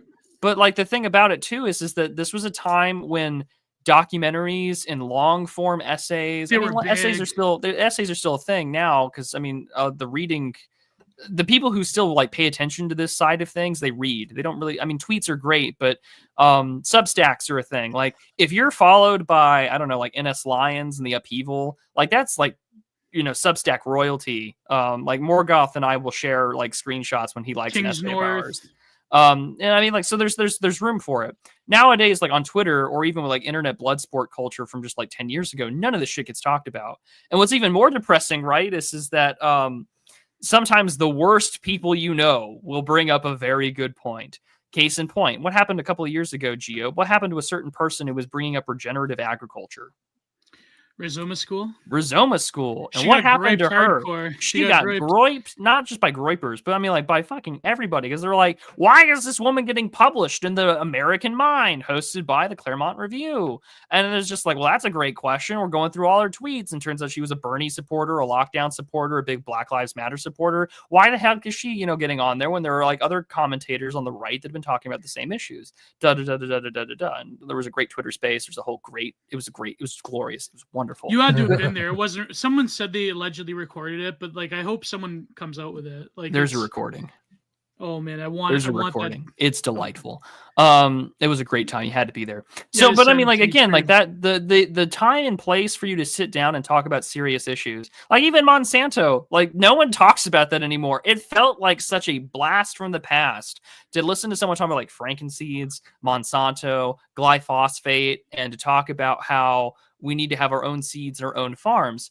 And it was really interesting to also hear him talk about the agricultural sectors in North Korea and Cuba after the Soviet Union collapsed. And he was using Cuba as a model. And I was really reminded of what Rawhide Nationalist does in one of his books. I think or the book he put out. Option. Yeah, their Eggs Benedict option, where he talks about Russian backyard and communal farming. And he says that like this is a really good thing that Americans should be doing, to grow food at home, and that it doesn't take a lot of space, and you should do these kind of things. And again, you see that K line of these major civilizational issues: oil, how industrial grade farming actually reduces our arability and our arable land, and how it's bad for animals, biodiversity of plant life, biodiversity of plant life, the amount of hormones we put into our food, all these issues have been adopted by either crunchy liberals that are either super boomer or they're like super white, and then you have like reactionary fascist adjacent right wingers, and they're all just like Ray Peat people, and like Ray Peat is the most famous Stalinist I know outside of Stalin. It's also a generational thing, because this is what they used to mock millennials for, or the prototypical hipster. The prototype history, What was the hipster? The hipster was a young person who biked everywhere. As there's nothing wrong with bikes, by the way. I don't really give a shit. Then they go to farmers markets and they shop organic. Like, if you actually tally up all the stuff that this generation, and maybe even Zoomers, it's very millennial thing. Like the farmers market has two types, like the crunchy liberal progressive millennial, or like the alt-right fascist. Like there's no in between. And if you still go to a farmer's market today, you're still going to see those guys. And like leftists will sort of gesture towards this thing they believe to be climate change, because they think that's a mark against capitalism. But the only people I know who actually give a shit about trees and old growth forests and real sustainability tend to be far right radicals. And just this generation, which we've kind of normalized it. Like, we understand. You don't need to explain to most young people that industrial farming is bad, but we've kind of put it out of our minds. There was an era, especially the early 2000s, where we were talking a lot about industrial farming and industrial food production and everything that the chickens and the hogs are going through. And then we said, it's terrible. And we kind of tried to change our buying habits, but it didn't really change. And just like a lot of the oil issue, who the fuck is talking about oil anymore? Nobody. Us. That's it. Look at these comments. TNT environment. I'm a traditional neighborhood development kind of guy. Traditional neighborhood development environmentalist, wearing my George Lincoln Rockwell outfit to the farmer's market groiper. Oh God. No, but do you guys want a nuclear black pill? Because this really does, I think, unite like schizos on the far left and far right when it comes to specifically like, and listen, I'm not buying all of this again. Like, I want to, like I said last week on the show, like I have to realize that I don't want to be like totally critical of Trump. I don't want to be like resentment filled because I'm a Leaf or whatever, but there is definitely like something there. So I saw this comment the other day under a Michael McFaul tweet. And by the way, Michael McFaul is a hideous ghoul that wants to glass the Moscow. Former ambassador to Russia under the Obama administration, as well as Biden. No, just Obama. Yeah. And he was the one I believe helped concoct Maidan, if I recall. And he wants to glass Moscow and, you know. So here he says, why does Vance loathe Europeans so much? I honestly don't understand it. Explanations. Now, I'm not going to defend Vance because he basically does have this thing against Europeans and Canadians. I'm not, but I will say that there is a valid critique of the ruling class of a lot of these European nations in the EU, but I think it does go back to like this sort of like American anti-European type of like stuff with the freedom fries and all that, especially that have been harbored under GWAT with the Republican Party. But the reason I bring this up is because there's this comment, okay? This guy, what's his that? Mama says some bullshit, some fucking irony leftist. I'm sorry, Prit, I shouldn't swear. I don't want to fuck up this. I don't want to screw up your stream, because Gio, I don't think you can apologize for anything you say after the first like 30 minutes of the show. We're fine. Please get to your point. Anyways, please get to your point. So he says, if your goal, but notice how this is an appropriation of right-wing conspiracy talking points about the New World Order. If your goal per order from Thiel is to, or Thiel, however you pronounce it, is to destroy centralized government that can push back on a new world order that allows oligarchs free reign without regulations / taxation of the extreme wealth, attacking / destroying the EU is exactly what you want to do. This is happening in plain sight, and people are focusing on cheap, shiny objects. This is minus defending and jannying for the EU, because of course he would say it's a vector of the New World Order. This is almost like what something Alex Jones would say in 2009 and 2012.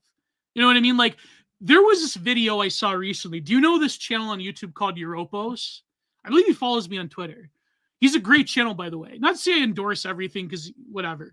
But he had this great video about the connections between like Trump and Thiel and Palantir, and how there's like sort of this restructuring of a model of global governance that I think, not to like go totally with the leftist line because they're delusional, but there is definitely something to be said of like through Doge and other things, essentially like letting Silicon Valley hyenas control the government. People understand how terribly dangerous this is. Yeah, of course. And this is a part, and perhaps we were not black-pilled enough when discussing this issue, and we had Sean Weiland on a couple of months ago when he talked about like this idea of the agenda being a leveraged buyout of the United States. That's not a good thing, by the way. It's not a good thing at all. And I'm incredibly skeptical of these Silicon Valley fucks. I think to some extent that like Sam Altman and that kind of co are this generation's equivalent, or this generation's Antichrist. But like, I know that when you say that, people get all like, like, oh, this guy's a schizo, this guy's Donnie Darko. No. I'm simply pointing out that these people are evil and they want to do whatever that they can. Yeah. And I've done you don't have to be a Marxist or anything to go read what Barnbrook and them put out with the Californian ideology in 95 to be like, oh, a lot of this is still happening. They're so pro-immigration. They want their Gollum. They want their AGI. And they only run to the government after proclaiming this sort of like laissez-faire libertarianism when they realize that they're getting out-competed or outbid by a foreign power. They want the right type of immigration, quote unquote. That's the right type. They want their slaves. People, and we discussed this with the California ideology thing, but people really need to understand that they are not on your side. They will never be on your side as you understand your side to be. I did a really thorough investigation. Watched it. That was good. Yeah. On Real Secret Coffee Hours about what Peter Thiel's religion actually is, because he purports to be a Christian. But if you actually listen to him in interviews, he uses Christianity the same way Jordan Peterson does in a lot of sense, where they're taking some of the archetypes and some of the elements of it, but incorporating, in the case of Jordan Peterson, into sort of a psychological rationalist project, and as if it were just mythology. Well, he gets that from Jared as well, yeah. Exactly. But then with Peter Thiel, like when you hear him talk about it, they're looking at it more like any sort of mysticism. Like, well, it seems that this produces the best utilitarian results. Atheism did not produce results. So this is just a way for us to get leverage to get what we want. And they're borrowing bits and pieces from Christianity to kind of corrupt it for their own ends. But you have to understand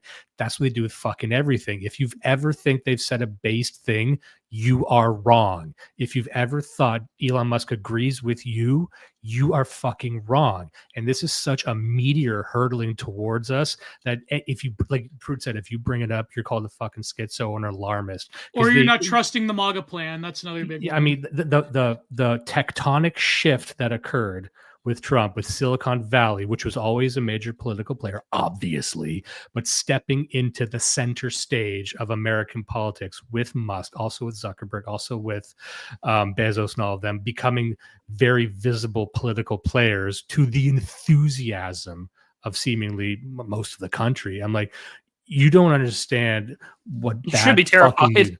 You should be absolutely terrified, and any win you get is just to placate you. Now, maybe there is some negotiation you can do with them, but make no mistake, these are entities with a global scope.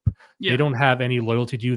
I don't even necessarily think they want to get to Mars, but that should concern you, because then they want something else and they're using that as a veil to get it. Well, like I tweeted out times, I said, this guy, this leftoid, he loves the old version of the New World Order, which is LGBT race communism, and he hates the new version of the new manifestation or framework, ideological framework of the New World Order, which is like, Silicon Valley tech libertarian dystopia. It's like, take your pick, right? Now, maybe with Musk, like, you're not going to get like the foot on your throat as viciously in terms of you being like a European or North American. Lie? But what did you say, Prude? I said, do you make this lie? The issues. Well, Musk wants to get to Mars, and I'm like, okay, well, sure, maybe he does. He's also he's also a large defense contractor with the United States government, and he now is cutting and everywhere in there, and in this very similar way to what Clinton was doing in there. And it's like, oh, so kind of what you're getting is Newt Gingrich era Republicanism with 15% more nativist rhetoric, but also like the gay race communism stuff. They're never going to abandon. Like gay marriage is never going to get reversed or anything. Did they cut off Kiev yet? No. There you go. That's your litmus. Yeah, to me, as a zigger, that's my litmus test. Also, just to address some of the comments here, we got Brastian Sky Warrior saying one elite's the same as any other elite. I disagree. You can have better or worse elites.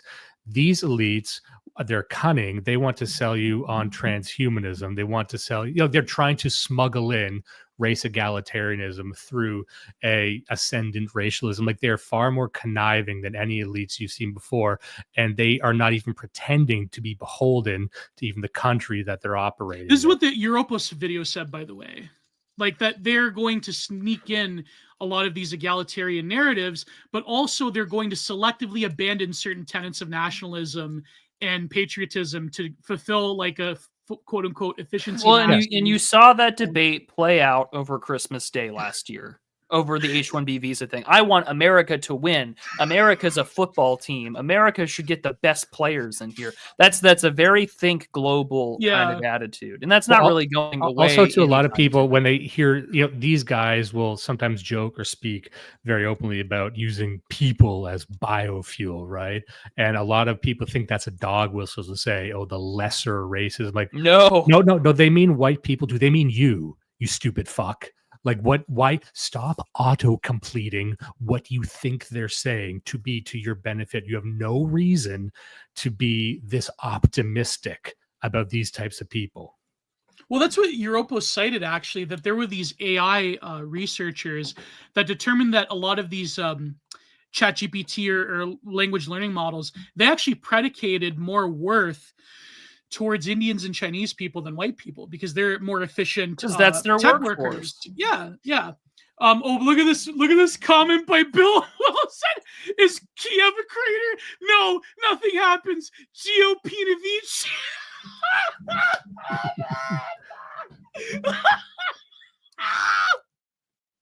Gio Pinovich. He's asking important questions. When is Muskler going to genetically engineer real-life cat girls? That's my litmus test. No, I mean, maybe. Because I think it's RLH Superfan that always retweets that alien cat girl update gimmick account. It's like, have they been discovered yet? No. Will they be discovered? No. Tune in next time. And I'm just like, maybe. This is the uniquely specific gimmick for you, sir, and I hope that you get help. But I mean, like, this is the thing is that all these issues that like Michael Rupert's talking about is just like, well, they kind of become these great rhetorical ploys to push a different agenda that has nothing to do with the actual problems in the country. Like, okay, it's good that immigration's a focus, and that does need to be addressed. But also, like, the greatest digital panopticon that, who was it that just recently bought out, was it Google that bought out the thing that came with like the Israeli intelligence group? And so it's like you have that. You have Chinese constantly stealing and selling state secrets and intellectual property, both back to the Chinese and to the highest bidder. And Pat Buchanan already told us who the highest bidder usually is when it comes to our defense industry. And then on top of all this, like the issues about farming are never going to get addressed because we're still debating it like it's 1998. And we're talking about farm bills, like they're giant subsidies for the Walton Corporation. And it's not just the Walton family, but like anyone who owns a huge trunk of farmland and with access to water, what are they using it for? A lot of it's mainly for tech. And so it's just T-Boone Pickens. Yeah. And so like you have to ask yourself some like really important questions here. Like, why are these major existential civilizational questions not being addressed? Like, for instance, we're focusing on natalism right now, which I think is a good thing to focus on because people aren't having children, but it also means that we're living in a cyberpunk dystopia, and I think that it would make Neil Stephenson and William Gibson blush so hard because they were spunky and they probably considered themselves sort of like punk progressives when they wrote these books. Like, no, buddy, this ain't Snow Crash. You're not on the net. No, instead, we're not going to get. There's no tech samurais. There's no tech samurais. The only people who are cutting anything on the net are troons, and they're the coders of your favorite video games that you like to complain about, which has turned into a multi-million-dollar industry of just bitching. And oh, by the way, mega corporations do actually run the world, and that's really depressing. Yeah, we get quarter poundering bitching about Disney. That's your social commentary. Remember, the greatest thing that Twitter has done in terms of monetizing has been subsidizing the third world.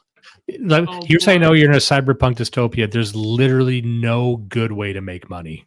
No. Not a single way. If you want to make an entertainment, you need to be molested a lot, or you need to just discuss slop until you die. Yeah.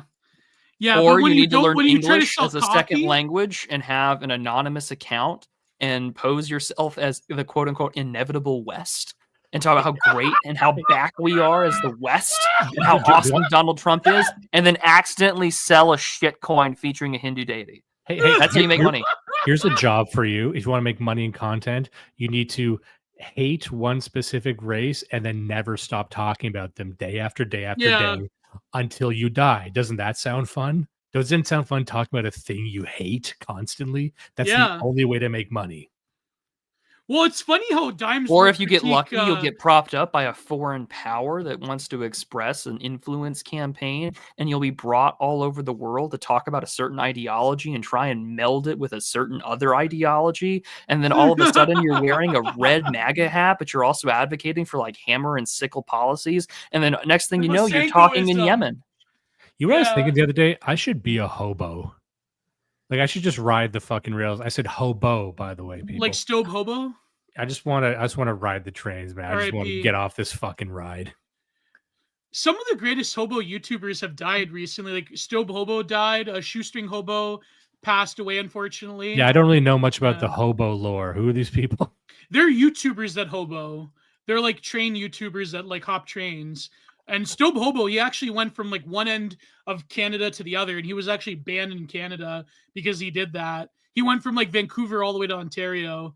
But yeah, so like there's a bunch of hobo YouTubers, and Shoestring Hobo, he was an old guy. He had a lot of health issues, but I believe he also died by falling off a train car. Died in a very hobo fashion. Yeah, they all died in a hobo. He died like he lived. Yeah, exactly. Well, what people say, Elon Musk is impregnating various Asian. Also, Jewish okay, women. speaking of slop that's been turkey basted on my gosh-forsaken timeline, I really do enjoy the fact that the world's richest man doesn't even know if he's the father, but still gave that bitch $2 million and $500K a year. And he's getting Laura Loomer as the arrangement for Ashley Sinclair. Sexa Laptop has become the ultimate femoid grifter, and it's so transparent and so nasty. I almost respect it. This must be the most electrifying era for horror world. Because think Like about there this. has not been this much electricity and fire in the air since Sodom and Gomorrah. So imagine for a second you were just a dumb hoe, and the news reverberating through the skank sphere is that the richest man in the world is shopping around for literally any like a low end 5 will do, and his idea of a good first date conversation is saying, you know what I'm really into? It's a busting raw, and then No, he is actually doing that. He does paying it for for IVF. and then paying for child support indefinitely. And they say, really, Kismet? Like this is the guy who's like shopping and saying, I'll pay you to father my to give birth to my child, and you'll get millions of dollars forever. Apparently, That's what apparently he didn't even cream pie them. It was all through IVF. He didn't even actually fuck her. You know what? He's a busy guy. Yeah, he's a busy guy. That just means he's jacking off every single fucking which away. Someone's catching it. Tiffany Fong just following around with a plastic cup. One of the most, I remember, I think it was Sizzler on Twitter that said, if this was the conservative / right-wing movement on the internet, I don't want to be a part of this shit. Do you know that Valentina Gomez chick? She had a photo. The 25-year-old Hispanic that runs for office that's already built like a fridge. Yeah, like she had a tweet where she had added Elon Musk with a pregnancy test saying, I don't want $2 million, Elon. I just want to contribute to America first by having your baby. It's like, if this is this Jerry Springer tier motherfucking right, I don't want to be a part of this shit. But everyone watching the stream right now, this is extreme pick-me behavior. Guys, every single person watching this, just do that. I don't care if you're a guy. Do the pregnancy testing. Like Elon, it's yours, and just statistically, you might get a payday. Yeah, there was one thing I remember. My good friend Gio. My good friend Annie Slat said this, where it's like a lot of these like e-girls, like a lot of these like conservative grifter women, they find a way to post hole without posting hole online. I remember that line. That was so great. It's so true. Every wheat-field sundress trad e-whore on the timeline is just selling you porn for a specific group of guys. Donald Trump gaming whoring for MAGA. I want that when she writes her tell-all book. I want that to be it. Whoring for MAGA, the Laura Loomer story. They wonder why Hooters is issuing bankruptcies, because every fucking way I turn, it's just butt. Didn't Laura Loomer try to do like her Monica Lewinsky bullshit? Where like she tried to, I don't know. How come she's not getting pregnant from Elon Musk? She's like, I think she's younger than us. Gio, what vampiric goss is this? Laura Loomer's not that. You know what Laura Loomer? I remember. Hold on. What were you about to say? Were you about to say Laura Loomer's not that bad? Okay, this is deep Gio lore. Okay, I used to be a part of way back in 2015. Shout out to my boys. We used to be part of this group chat called Monarchist Twitter. And I said one time, and someone has a screen cap, where I said that Laura Loomer, she kind of reminds me of like what's her name, the famous artist that did the 10 thing. Tracy Emin. John Waters. We're like, Tracy Emin. John Waters. Like Tracy Emin's like a good-looking ugly girl. Like she's kind of like the best-looking ugly girl. You know what I mean? Like an ugly girl. Are you simply saying that this is the lowest standard you have for a wood? No, I'm saying like Laura Loomer doesn't look that bad. She's kind of like the ugly girl that looks kind of hot. You know what I mean? In the ugly girl way. You know what I mean? I will not know what you mean. I choose not to know what you mean. Have you seen younger Tracy? Type in young Tracy. No, I think I'm good, Gio. I think I want to leave this to my imagination instead, because it's much safer up here. Speaking of collapse, Laura Loomer. Speaking of collapse, this stream. I said this once in the group chat in Monarchist Twitter. The guys were like going nuts. They were like going crazy. Like, Gio, what the fuck do you mean? This was back when I was never met a wouldn't. I love women. I respect women. I love women. I love women. Here's this like 5-minute tell-all from 10 years ago where I was talking about this ugly chick I wanted to bang. I love women. Pretty good back in the day, respect women. It's like, I love women. Here's a technicality. Look at Donald Trump. Look at Donald Trump gaining. Tracy even kind of looks like two red scare girls put it one person. I respect women. I love 2 blown out Eastern Europeans. Oh my god. Total Gio. That was Sean Schaefer here. Oh man. That's crazy. Oh my gosh. But like listen, and this is why Michael Rupert probably decided to end it. Because he saw the future of discourse and said, I have no reason to be part of it. Cliff Jaded, nobody loves women as much as I do. No, it's true. It's true. It's true. No, it's funny because I love women so much, I don't want to talk to them except for the one that's mine. What did I say? What did I say? That's like on Twitter? The only right-wing woman is your wife. Correct. That's true. No, but like I'm going to regret listening to the next 3 minutes, aren't I? Gio's been working on his stamina. Hit us with the digits, Gio. No, but so like, what did I say today for April Fools on Twitter? That you love e-girls. They said you hate e-girls. Or you hate e-girls. Yeah. Means I love them. And then immediately, in a blind panic, he said, it's actually April Fool's Day. You know, it's funny because he didn't want to let the sisters know that he was being real. No, because Annie Slats, she replied to me with this SpongeBob clip where he's like, this is Gio right after he tweeted that, April Fools! It's like... I think it was Yorkie Terrorist who replied. It says, "Yeah, but you're Patrick Star." Oh fuck! Dogbot, yeah. Oh, I love Dogbot. So Listen, I was terrible back in the day. I used to be like totally simp max. Like now that I got now that I have a loved one, it's just I'm not like that anymore.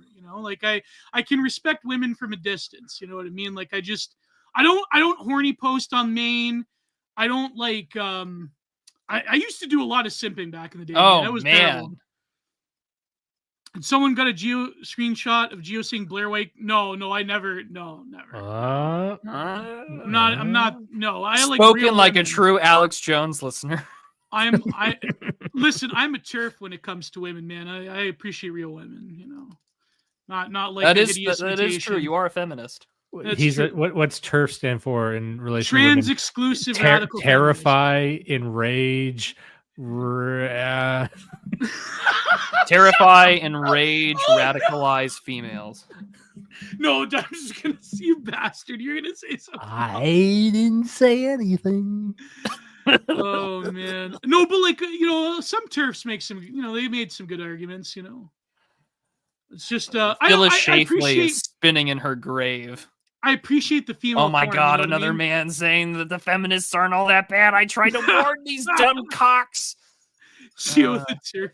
You guys ever heard of Camila Paglia? She's actually really cool.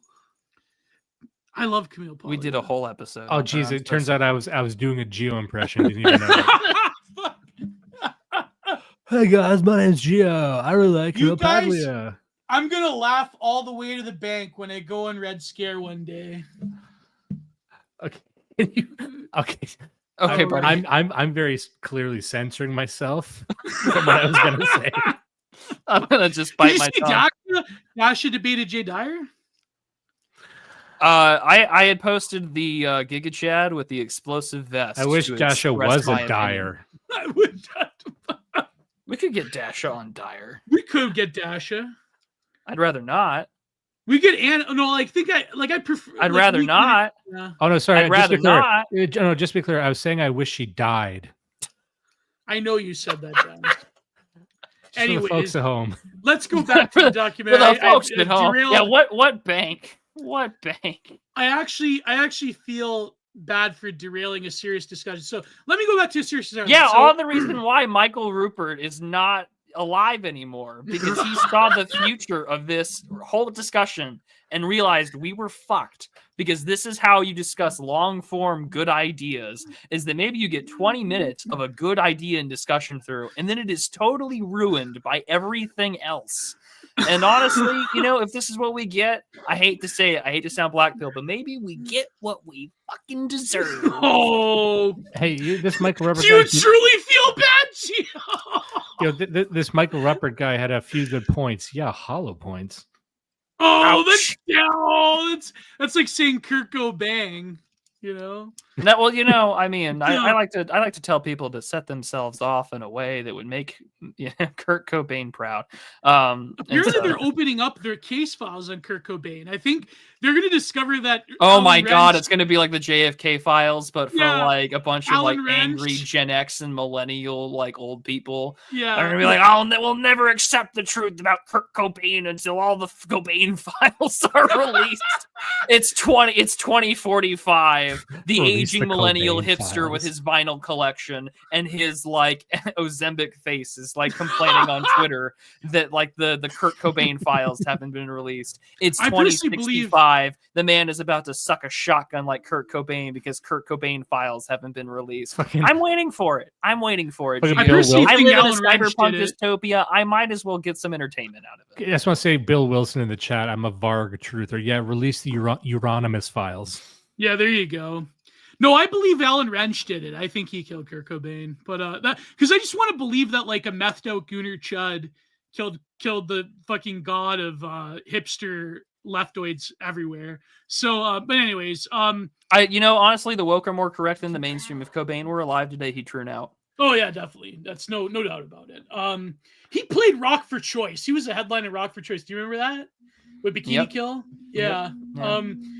So anyways, like about this, so I was listening to this Europos video, and they do talk about how, for example, the co-chair of Palantir talked about how they quote unquote de-radicalized the far right in Europe by essentially selectively lowering immigration. But to frame that as a de-radicalization project really does make you think in terms of the type of politicians that Musk and others have been supporting, right? So I do think that there is a lot of concern there. But to go back to like what Michael Rupert was talking about, like how would you boys say in terms of the more financial crisis stuff that he was talking about, when they're going to like gear towards a cashless society, that they're going to sort of like financialize the economy to such an extent that it's like we'll basically I feel like he was right on the money there. Yeah, we can finance my DoorDash orders, and we've been talking about central bank digital currencies now for about a decade. So a lot of Zoomers, and even younger than Zoomers, might be unaware that we have been talking about this for like even before collapse, of course. Like we've been talking about the financialization of everything for like since like the 90s and even before. So it's just been the most, I would say, easily predictable thing if you are a true pessimist. Speaking of pessimism, I was just tagged in this, and so were you two. Workout e-girls are using a Down syndrome filter to generate traffic to their videos, and we've got to be nearing the bottom, right? How much further can we go? Alyosha asks, Gio would? Oh my God, no. That do you remember that video with we the Down finally have found girl? Somewhere where Gio is so down low he says no. I'm just so blown away that reality has just become a blood satellite bit. So like whores are making themselves Down syndrome now for like insane. money. Insane. The other thing too is that back to the financialization of everything real quick. It is radically important to consider the maybe like 35 years ago how different it was in respects to you had like an evangelical, charismatic eschaton where like the New World Order bring about the Antichrist left behind kind of idealism that came with like NAFTA and the global financial system. David Dees. David Dees. And then on the other side of the things, you also had these protesters that were like very old school, pro-union, even like the Cesar Chavez types that didn't want to bring any more immigration because like that would like hurt the grift of already the brown people that were working in the country. There was this concern that like this was going to be the way in which you could never escape the man, and that if you were to have like progressive anti-war opinions or anti-trade opinions, that this is how they would track you down and do it. So we're all talking about the same things that we're talking about even today, like the 15-minute cities, the central bank digital currency. Everything's going to be on a card. The mark of the beast will be your CBDC number, or it'll be your crypto wallet code or whatever. the financialization of everything has been probably one, as Dime said, the easiest to predict, but also it's the one that we've been talking about for the fucking longest time, whether it be a bit since Bretton Woods or the collapse and the creation of the Fed and the getting off the gold standard. Because what is he talking about in this documentary? He's talking about the need to buy gold, the need to buy silver, the need to have seeds as currency, things that still exist today in a lot of prepper and off-grid circles, and with good reason, because it's tangible, hard currency, things that we don't have anymore. And overall, like, we got 30 years of this discussion, and a lot of it hasn't changed. It's only progressively gotten far more intense. My ability to, quote unquote, get off grid or off the system is a million times harder now than it was 15, 30 years ago. In the same way that it will be harder for any of our children to get off the system in 15 years from now, which is a terrifying thought, especially because you have a young son, Dimes. I'm preparing to ask an important question. And so it's like, oh, like that's kind of a terrifying thing to consider for the future. And so overall, you're left wondering, well, what do you do? And the thing is that Michael Rupert kind of just tells you to kind of wait for things to end, because he sees that is the inevitable conclusion of this society, which makes the kind of Trump phenomenon, especially with a quote unquote vibe shift, all the more interesting. Because what is the vibe shift? And I've said it many a time before, and I've said it with you, Dimes, I've said it on the air here, that the vibe shift is kind of like regulatory capture. I'm changing the vibe. I'm being pro-America, pro-industrial, pro-Trump, because the world is contracting. There's been a lot of paperwork about deglobalization. And what are we going to do? Well, obviously we need to reshore. Obviously we need to make sure our asses collect the bag, and we got to do it by embracing whatever we can. If that means a little bit of jingoistic nationalism, so be it. But we're still going to financialize the shit out of everything. Notice how we don't really make any things anymore. It's all about sales as a way of service. SaaS. Yeah. This is why I'm anti-vibes. Like, you cannot hoodwink me with a vibe sale at this point. But that's unfortunately the current government, that a lot of the policy has been based off of vibes, which is like, in terms of like, I mean, that's how Mark Carney's selling, by the way. Yeah, exactly. Like Mark Carney, he's not going to be no different from Trudeau. I mean, let's face it. But the vibe is that, he was very good at calculating. But even like I think like even the Trump administration, there is a lot of hard things going on as well. There's a lot of policy changes that are good, but there is like this overt focus on vibes that don't really materialize into coherent social or geopolitical policy. You know what I mean? So, but Prue, were you going to ask Dimes about his son? No, my point was that, if you have small children and like you're concerned about like the very real fucking panopticon that we live in, and one that is also built part and parcel from foreign powers like China or Israel, like, and you're kind of concerned about having the wrong kind of politics or whatever, like dissidence is going to pay far more of a like cancel culture will never go away. It's just going to come from the different, I hate to use the other side of the spectrum or the other side of the pendulum, but it will. And you kind of already see that in some respects. But like peak woke hasn't gone away. It's become internalized in our entire like young generation. And so you're kind of witnessing, I think, because you saw this a lot during COVID, and you saw this a lot. I don't want to say it's predictive programming, but perhaps it is. Like, you saw all this emphasis on deglobalization, this retrenchment as the international community realizes that, international supply chains are super fragile, and we kind of need to be able to build shit at home. And there's wars going on, and we should be able to produce things to defend ourselves. And then you get people like Peter Zeihan, who I'm sure glows to high heaven, has connections to the intelligence agencies, whatever, wrote a book that called The End of the World is Just Beginning. It's the hell of a read, because he accurately points out a lot of the things Michael Rupert's talking about in this documentary, talking about a lot of the things that myself have talked about, Gio has talked about, Dimes has talked about, even other types like the paranormies and the rest, like I've all been talking about for like years, that essentially, all these things are coming to an end. There will be a demographic crisis. There will be a population bubble, but that's a good thing, because the powers that be are going to ensure that like America and like Europe will be the least sick people on earth, and we can compete against our global enemies through, and that means more neoliberalism, more immigration, and more like techno investment. And it's just like, what the fuck? Like, you really we think have to glass Russia as well. That's another thing. Well, he doesn't mention that in his book, but I mean, like, Zeihan is like a pro. Everything goes back to Russia. Oh my God. Especially Like Sarah now, Palin, you can see it from her backyard. Hell. Even in like Piers Lyon's first book, Disunited Nations, which I actually quite liked, he was envisioning a future where the United States retreats from its international security concerns. Like, what would that look like? What does that first year look like? Even Mark Stein had that book, which it's an interesting thought experiment, and his contention is that that's when you will still see Turbo America, but it will focus more upon South America and asserting itself within that entire hemisphere. But what does Asia begin to look like? And you may very well see that multipolarity project fall apart. So focused on South and Central America, like that's the thing. China has been getting more involved with the alternative organization that was started by the last Mexican president for the community. It's CLAC, the Community for Central American and Latin American States. It's the anti-OAS because it's not ran by the Americans. And China's been getting involved with that, and then also like they've been heavily invested in the Lithium Triangle in South America. And they even got, I think it was Uruguay, to like change their position on recognizing Taiwan as a sovereign country with money and vaccine diplomacy in the 2020s. And so it's like, that's insane.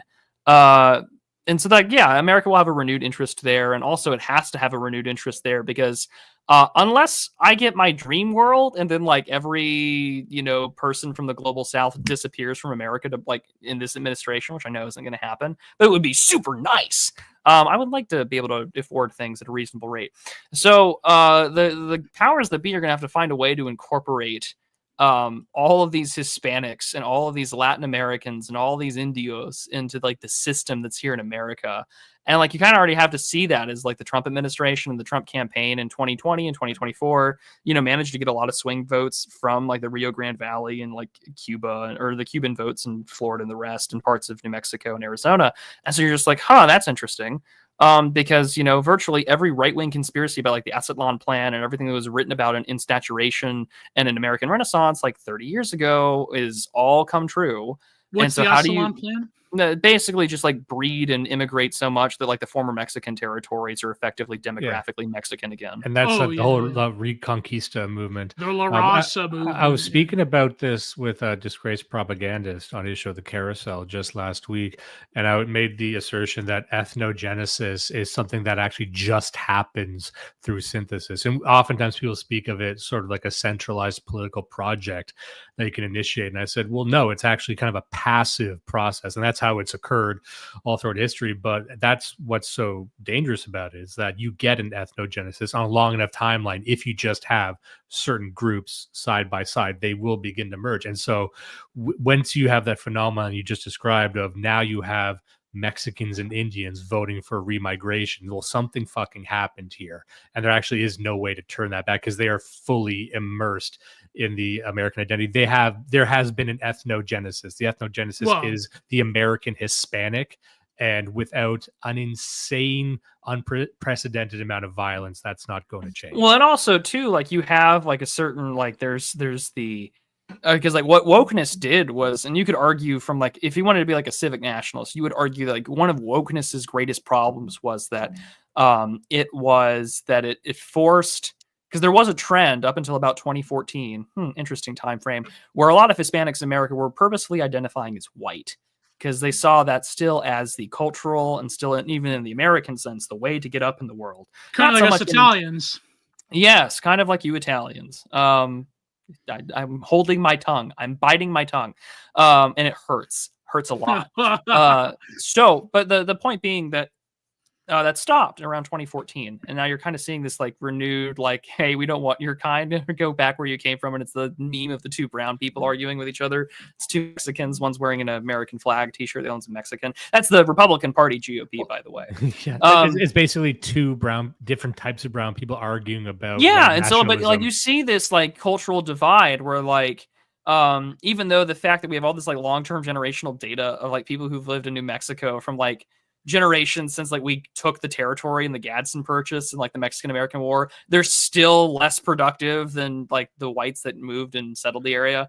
But like regardless of that, like there's also these internal cultural, linguistic, ethnic divides where it's like, well, you know, if you raise your kids and like you're Mexican or Hispanic or whatever, and they don't understand Spanish, like all the other Mexicans, part of like the little in group, they're like, oh, those are Sabo kids. Like, we don't want to talk to them because they're not like us. They've become assimilated. They're their own thing, which is its own problem, which makes the whole immigration debate even more awkward to watch play out on the main stage, because everyone and their mother, who's like a white commentator, has basically taken the points of the alt-right from 10 years ago. Like, I love Wade Stotts to death. He all but didn't say, like, America is great because of white people and Vivek Ramaswamy's a retard. Like, he said that in a much kinder Canon Plus approved way. So is Shine Bomb also a China show or no? I mean, she's like a radical socialist nationalist. I'm pretty sure she's friendly with China. So Shine Bomb, she's sort of like a black Jewish or no, she's Indio-Jewish, I think. Indio-Jewish. Sephardic. No, but Sean Weiland says 2014 was also when all the color revolutions happened, whether it was in Ukraine, it was in the Middle East, in certain parts of Asia. Was Hosni Mubarak overthrown in 2014, Sean Weiland? I'm almost positive that is the case. Yeah. He was ousted. No, he was ousted in like 2011. I think 2011 was the Tunisian Spring, right? Well, that was the beginning of the Arab Spring. Yeah, But okay, so Hosni Mubarak died. When did he die? I think he died recently. Dead? I'm almost positive. Yeah, he died in 2020 at 91. Wow. He was sick. So he was overthrown in the Egyptian Revolution, and then he was followed by who succeeded him was the next question. I'm trying to remember. Well, Georgia was 2008. So, yeah, and then I think there was another one in 2004. Yeah. So after that, he was ousted and then replaced by Mohamed Morsi in 2012 or after in 2011. And then you had the 2013 Egyptian coup d'etat, and then Fatah el-Sisi took in. Oh, the Umbrella Revolution in Hong Kong. And Mohamed Morsi died in 2019. Morsi? He was the Muslim Brotherhood guy. If I remember, that was a glowy. Yeah. The revolution in Hong Kong. I remember that in 2014. I remember. Euromaidan was in. There was some wild. The State Department was on some really great coke. When did Benghazi happen? 2012, September 11th, 2012. Oh yeah, 2012. Yeah, that's right. And basically, they were trying to make that a big part of the election, and Hillary Clinton fell on the sword for the promise that she would be the one in 2020. Donald Trump gaming in the chat saying Morsi was the president of Egypt. That's what I was thinking. I was trying to think of a funny way, but I didn't want to disrupt the flow. Yeah, no, Morsi was actually the president of Algeria at one point. Anyway, imagine just getting like gutted by a bunch of like rabid like Islamic extremists, and all that plays in the background is like an Arab cover band of "Please Let Me Get What I Want." Oh, that's brutal. That's brutal. No, but you had a great point, Peter. It's true. Like, no, but the reason I mentioned Peter Zeihan like being saying that we should glass Russia is I think that there is obviously a reason why they're freaking out over this. There is a reason why I think they're not as willing to be as China hawkish as maybe Trump wants to go towards, because I think they realize that China is obviously a different animal than pouring all this like normie sadism into Russophobia. So I think that it's very interesting how the remnants of, like, I guess you could say, the post end of history order that they're trying to maintain as a lot of like carving up of the world happens in terms of resources and in terms of more succinctly political influence.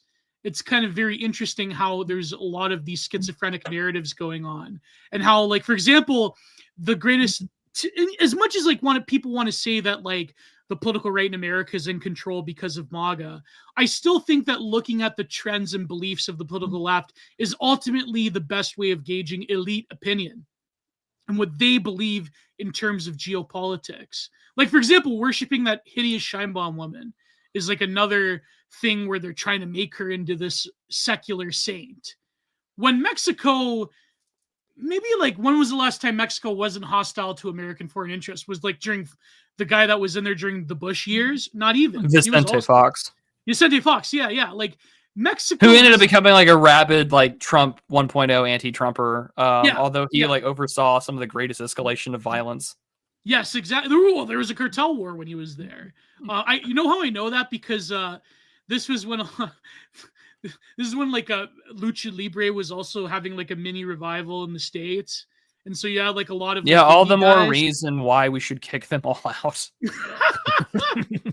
I remember that's what Teddy Hart said about Penta Nero, or what does WWE call him?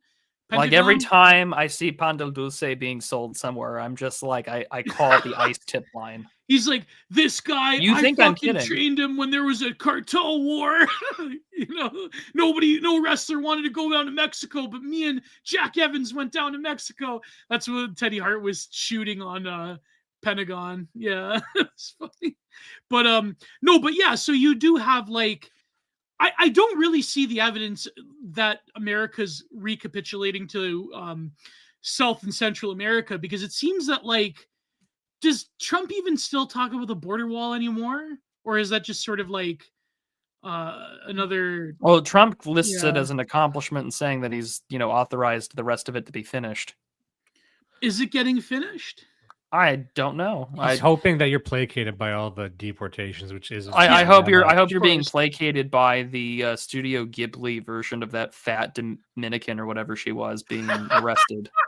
Yeah, see, I think they have like I hate to sound like such a fucking like traditional Marxist, but it's just like, wow, like I'm really living in this society of spectacle. Like I'm just living in Guidey Board's fucking wet dream. They're thinking it's a green light to be mean funny, but I'm like, I think it's a miscalculation of just how bloodthirsty regular people are right now. Yeah, it's like true. People want to see children ripped away from their parents. That's what I detect when I listen to people. Like they're very mad. Like the people are fucking crazy right now. Everyone's radical. There's not one radical person.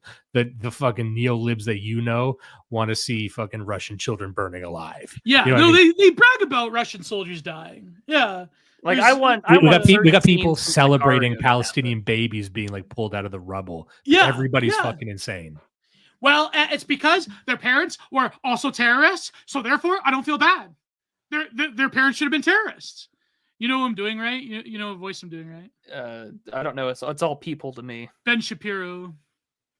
He said that. He said that their parents. He said that Palestinian children, their parents were terrorists, anyways. He literally said that. I'm not the joking. sins of the father pass on to the sins of the son if you're concerned about your ethno state in the Middle East. Here's a good point that Daniela brought up. Do normies even care about animals anymore? You could easily turn them against... Oh my God, that's so true. You could easily turn them against China based on their treatment of animals. Yeah, it seems like every day... I've said this in the past, where if you wanted to, like all those, like that Chinese woman on TikTok, how she always shows like the cute animal before she cooks it. Yeah. I'm like, man, if you wanted to like gear up every white woman to go to war with China, those would be like mainstream. Yeah. Instead of remember the Maine, I know. Instead of remember the Maine, it would be just like remember poor so and so. But I mean, unfortunately, though, like animal issues became so. Fuck, what's the last one? Like Peanut the Squirrel, and that turned into like a weird political meme for 3 days right before the election. No one cares about like animal welfare, which is really sad because I know people who do give a shit about animals in real life. I know a lot of well-meaning people care who do. About animals are far-right radicals. Like I'm not even joking. Like we're the only ones who like dogs, and they're not trying to fuck their dogs. Because the sad thing is like. And I think I said this in the last episode a couple of weeks ago or whatever. It was just that if you are a PETA, like card carrying, I support my local animal shelter, I find animals and I donate them to the no-kill shelter, or I try and raise them myself. Unfortunately, you have probably been psyoped into being like I heckin' love trannies and I will trans my grandson if I get the chance.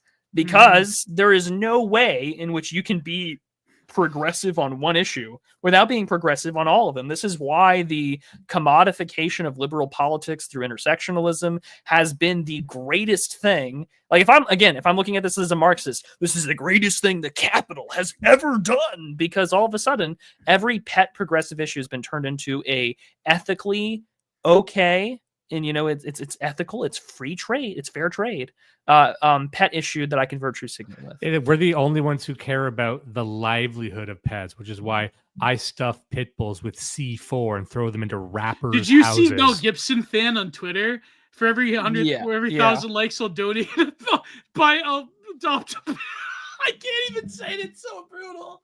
I can't even say it. It's really bad because so my roommate's in a group chat, just like of his normie friends on like a Facebook Messenger chat, and he's just like, "Wow, that's a lot of dead pit bulls in the chat today."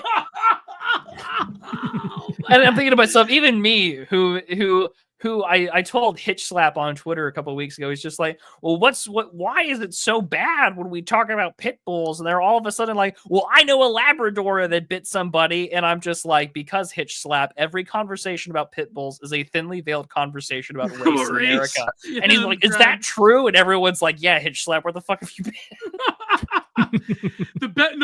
Who said, Berwick in the chat said, what did he say?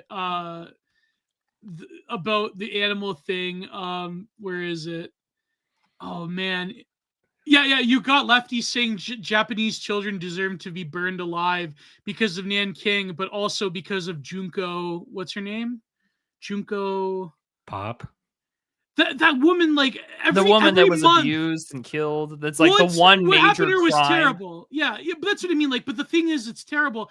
But like every month online on like either Reddit or on X, Junko goes viral by some like rad femme. Junko, well, yeah, Furuta. They're just like, they're just like, see how terrible this is. I'm like, this was a major national scandal, and it's the only one that you can point to that happened almost 30 years ago. Yeah. Whereas like Pakistani rape gangs happen every day. But that's different. That's I'm just asking for some consistent racism. But the thing is, like, okay, I will admit that, okay, yes, it's true. Japanese society does have a lot of, like, strange, fucked up sexualization going on. And there are women that get, like, groped in subways or whatnot. But I think, like, to use an extreme example, when you have, like, clear, like you were saying, when you have, like, in all throughout Europe and parts of North America, you have very clear and present dangers that come about from the demographic shifts. And it's like, that is, like, insensitive and intolerant. I really think, like, here's the thing. You guys are going to hate me for saying this. Here's the thing. You guys are going to hate me for this. But, like, you could create a coalition of sort of, like, racist radfems, that could. No, you know what? I'm not. I hate to break it to you, Gio. I really hate to break it to you. Racist radfems were a thing 30 years ago. They are now anti-racist radfems and old. And are pro-trans. Yeah, I think the only racist radfem that I know wants to kill all men, so I don't really know how to square that. Yeah, the only racist radfem I know is one that used to go by Holly Himmler. Well, that's what I'm talking about. Like, she hates white men the most, so she'll probably just start fucking black guys soon, I assume. No, don't say that. Anyways, I think like you could. But here's the thing, like it really comes down to a lot of like the social conditioning. I think we haven't like really left the 2010s in that regard. So that's why you have these huge disparities between looking at this case from the 1980s in Japan, because Japan is coded as a, advanced Western society. And of course the anime thing, because they think like all these like right-wing chud incels love anime. So therefore we have to hate Japan. But when it comes to, like you were saying, a lot of these grooming gangs, it's like that's still that sort of like multicultural conditioning. Like we really, like as much as we like to think that we've sort of like abandoned the Soillennial 2010s, we really haven't. It's still there. It's just that because of like other spectacles. But right here, there's no place on earth where women aren't being molested and they don't know what to do about it. It's just different versions of that. Well. No, there's not one. There's not like you're supposed to hate them because they're how they treat women. Like they're getting fucking raped by black guys on subways here. They're getting raped by Muslims over there, and just they don't know what to do. So yeah, everything's the same fucking bullshit. Here's my politics: is that I'm stupid and I'm insane, and I want terrible things to happen to people that I don't like. That's it. And the other narrative has to pass through that fucking filter. And if it doesn't fit, then it doesn't fit. Yeah, that's true. Amen, brother. That's just what I say to people who are trying to sell me on some fucking shit. Like, oh, don't you think that this? Nope. I'm stupid and I'm crazy. I'm fucking toxic and I'm ruined after over 30 years of simmering in this crock of shit you call a fucking culture. So yeah, True. and I watched everybody. I have to make sure not to yell because my son's in the next room now. I'm longhouse. I'm in an office with my wife these days upstairs, of course. But I'm like, I watched everyone get up to my level, and that's fucked up. Yeah, that's true. Oh man, Death Wish, Sean Schaefer, Death Wish 3 to be specific. Oh god, Death Wish 3. And really, even that genre of movie has died. Like there was a cultural outlet for white male frustrations for their nation going to shit. Like Death Wish was really good. Even there was one with Michael Caine in Britain, but even then they're coded in such a way where you're going after like white gang members because you don't dare upset the Muslim community in there. But like that doesn't exist, but it's in everyone's mind. Everyone wishes that they could be fucking just Bronson just going ham on criminals and doing exactly what needs to be done. My favorite thing about the first Death Wish is it just fucking ends. You know what I mean? Like he kind of gets away with it and smiles at the camera. It's like with a gun, finger gun. Yeah. What a great movie! Funny. Like, wow, we caught you. I don't know what to do with you. Just get out of here. I wish I could take care of and just put the giggler out of his misery, but no. I love how his wife is brutalized and he seems kind of okay with it afterwards, like really soon. And then like he ends it on a smile. It's like, man, you lost your fucking family. He's like, and he didn't get the guy who did it. He just got a bunch of other people. Then sometimes the real revenge was the crackheads he killed along the way. The more crackheads I redact, the better I feel. Yeah. With each gangbanger I take out with my 357, the more I forget about my bitch wife. Holy fuck, that's brutal. Oh, I do not endorse. But what were we Your endorsements mean nothing to me. I know what you retweet. Fuck. What do I retweet? What was the latest egregious one? Do we have access to Gio's bookmarks? No. I don't want to go through that. It's only a bunch of coal report stuff and a bunch of like drawing material, like, drawing resources. Yeah, coal burning report stuff. I think we did that at the beginning of the show. Gio's been longhouse. That's very true. Did we say everything that needs to be said about Collapse? I forgot how the documentary ended, though. Well, the documentary basically that it's coming.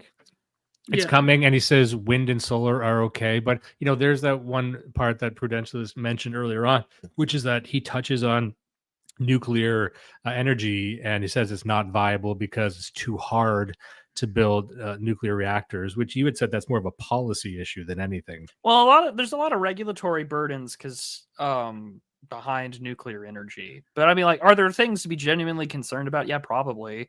And also, the scary thing, like, okay, in a collapse scenario, if I'm thinking about like the end of the world or whatever, I would also be worried about like defunct or destroyed or decaying nuclear facilities. Oh yeah. I would be concerned about that. Like, I hate the fact that South Africa, as we know it, has died, but also like I can't find a lot of redeeming qualities to FW de Klerk, but denuclearizing before all of those guys got in charge was probably a great thing and probably a God's mercy on mankind. But nevertheless, I can see why he would be about that. But I mean, also, like, Rupert didn't really give his timeline in this documentary for when things will end. He just says that it's coming and that you have to be prepared, because he makes a very clear point at the beginning of the documentary that it won't be all at once. It will be slow, and that we're in the middle of it. We're at the beginning of it. The financial collapse is just one sign of the collapse that is to come. Very wars and rumors of wars kind of prophesying. In the sense that like everyone focuses on these things, but they realize that that's not the end. It's not yet the collapse. It's not yet the true end of all things. He's talking about that with water too. Is they will get a landline, get water, get a well, do what you can, because eventually, like, the public sewage system and the trash won't be collected, and all these things that you could take advantage of are gone, and then trust is Nemesian point right and there. I think his solution, which is to effectively make something like a breakaway community, but he has that framed in a very boomer individualist sense, which is you should go and get in a cabin in the woods, get a well, and just you individual go and do that, when in reality you need something like a community, which really means you need a town, which means you need a parallel society, which is a parallel town. You need infrastructure to survive any of this. The idea, and this was more of a boomer fantasy, and deep down, all of our fantasies, just as a white man, all I want to do is live in the woods and go insane. Of course, we all do. But realistically, if you're taking this idea of societal collapse seriously, you have to know that you're not going to be a fucking lone gunman out there. You're not going to be a cool singular rogue, or even with your family. You know what I mean? Like, that's not good. So if you're thinking realistically, you're not going to be Ted Kaczynski or Randy Weaver. You're not going to be those guys. You're not going to be like your favorite Fallout build. You're not even going to be like Viggo Mortensen in The Road. It's not going to be like and what he had done, what Michael Rupert done, he sort of found this kind of hippy dippy commune where he gets to play acoustic guitar and smoke weed with his dog, which is fine, of course. He's a cool guy, likes to smoke, but that was more him, and so the back end of his life, living the boomer dream, which is just retiring. His dog a lot, yeah. His plan for the collapse was doing what every boomer does, which is get a trailer in the fucking mountains and party with your neighbors on lawn chairs and shit, which is fine.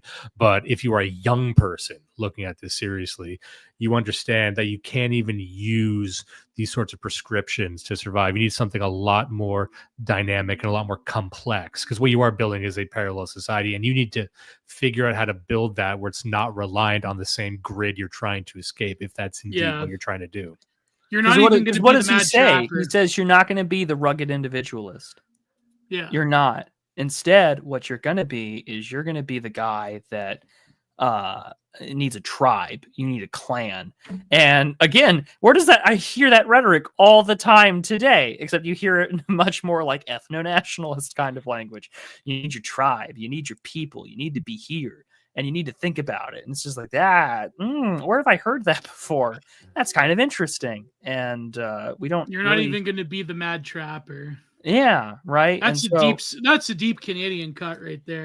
But you see this narrative being grabbed from its previous position, which was deeply ensconced in sort of the new age, but also UFO conspiracy sphere, into the ethno-nationalist sphere. So I don't think you have a lot of those people traveling with it anymore. They're just dying. A lot of aliens are ethno-nationalists. Did you know that? I did not, but there's quite a surprising amount of far right people in the ufology thing, which is why I think a lot. How many black people are into UFOs? I ask legitimately. No, actually, there's a few. No, but like, this is why I don't like how a lot of the E-right, they're like bashing on schizo posting or bashing on ufology. Like, maybe there's something to it, not just because it doesn't have like an immediate salient real politique attached to it doesn't mean that like a lot of conspiracy theory wasn't a vector of bringing a lot of people to the right. You know what I mean? Like, it's just, that's a fact. It is. I often see people trying to destroy the very pipelines that brought them to this point. Yeah. You're gonna fucking pull up the ladder. I was about to say, like, the one thing that liberals were right about circa 2015 was that there was a libertarian skeptic to alt-right pipeline, and they couldn't destroy it. Don Sargone. Here's the problem: most leftists are right about this shit. We just were trying to, we tried to get them off our We just didn't want to be associated with them. Yeah, it's true. But there's a lot of unoptical people that if I had the balls, I would just say, fuck it, I'm going to interview you, but I can't. So who would you? Can you say it? You can. No, I'm not going to say it. I'm going to say it. You can name. You can one. say. I know some guys I'm going to try and get before the end of the year. A guy that's affiliated with the guy that's into birds. Put it that way. Guy who's into birds. Hitler? No. I'm not traveling all the way to Argentina. The Audubon Society? I mean, I'm trying to. You're going to interview Tom Lerner for poisoning pigeons in the park? Maybe. He's still alive, by the way. I got a pan. I'm going to get David Duke on at some point. Please don't. I'm talking about Matthew Parrott. There you go, Matthew Parrott. Oh, Matthew. Oh. What's wrong? He's gettable. Like he not, is, but like it's just I don't know, man. Like it's just it would be unoptical, which is unfortunate because he's a great guy. I like him, but it's just that, you know what I mean? I don't know. I mean, I don't even think these days. I don't like how a lot of those guys are just very pro-Palestinian, which isn't even the worst. No, I just don't want to get like I don't want like like these. Like there's certain people that like I think are very like they're great minds, but the thing is like they have like all these like fucking Antifa freaks that like hound them, and it's like it's terrible, man. Like maybe a few years from now, like if things actually go like people cool down, I think like there will be a reopticization of certain people. You know what I mean? Like I think like there's a certain podcast, put it that way, that they're trying to like reoptic themselves, which is good because I think those guys, they do talk about a lot of serious shit. And it's like, but the problem is like, you do have these whole armies of like glow in the dark affiliated people that are just like solely devoted to going after like these certain figures. And it's terrible. I think it's like, Who do you think he's talking about? TRS? No, not well, they're not trying to reoptic themselves. Are you kidding me? That's what I'm trying to think. I'm like, well, I was trying to figure it out who the hell you were talking about then, because I don't. Never mind. I mentioned them last week. Cumtown's over, so it can't be that. Cumtown was already optic. The thing is, you want to know the secret of Cumtown? I would actually as a pause, as a tangent. There's some like dirtbag irony leftists I would love to interview and just be like, so what's it like being wrong about everything? Yeah, I'm just going doom scroll. Like I just kind of want to ask and be like, hey, so what's it like getting canceled for just existing? Hey, what's it like to still really be into AOC now in 2025? What's it like to still be talking? What's it about like Bernie? To be a Bernie bro in 2025? Like still, like I watch guys like Will Menaker and all these guys going doom scroll, and they're still talking about AOC and Bernie. Like there's not a new topic. What's it like knowing the populist left hit the wall? If you say that you're a Bernie bro, my response is, so when's your next prostate exam? Back to the Kanye thing. How are those finasteride treatments going, buddy? That's even better.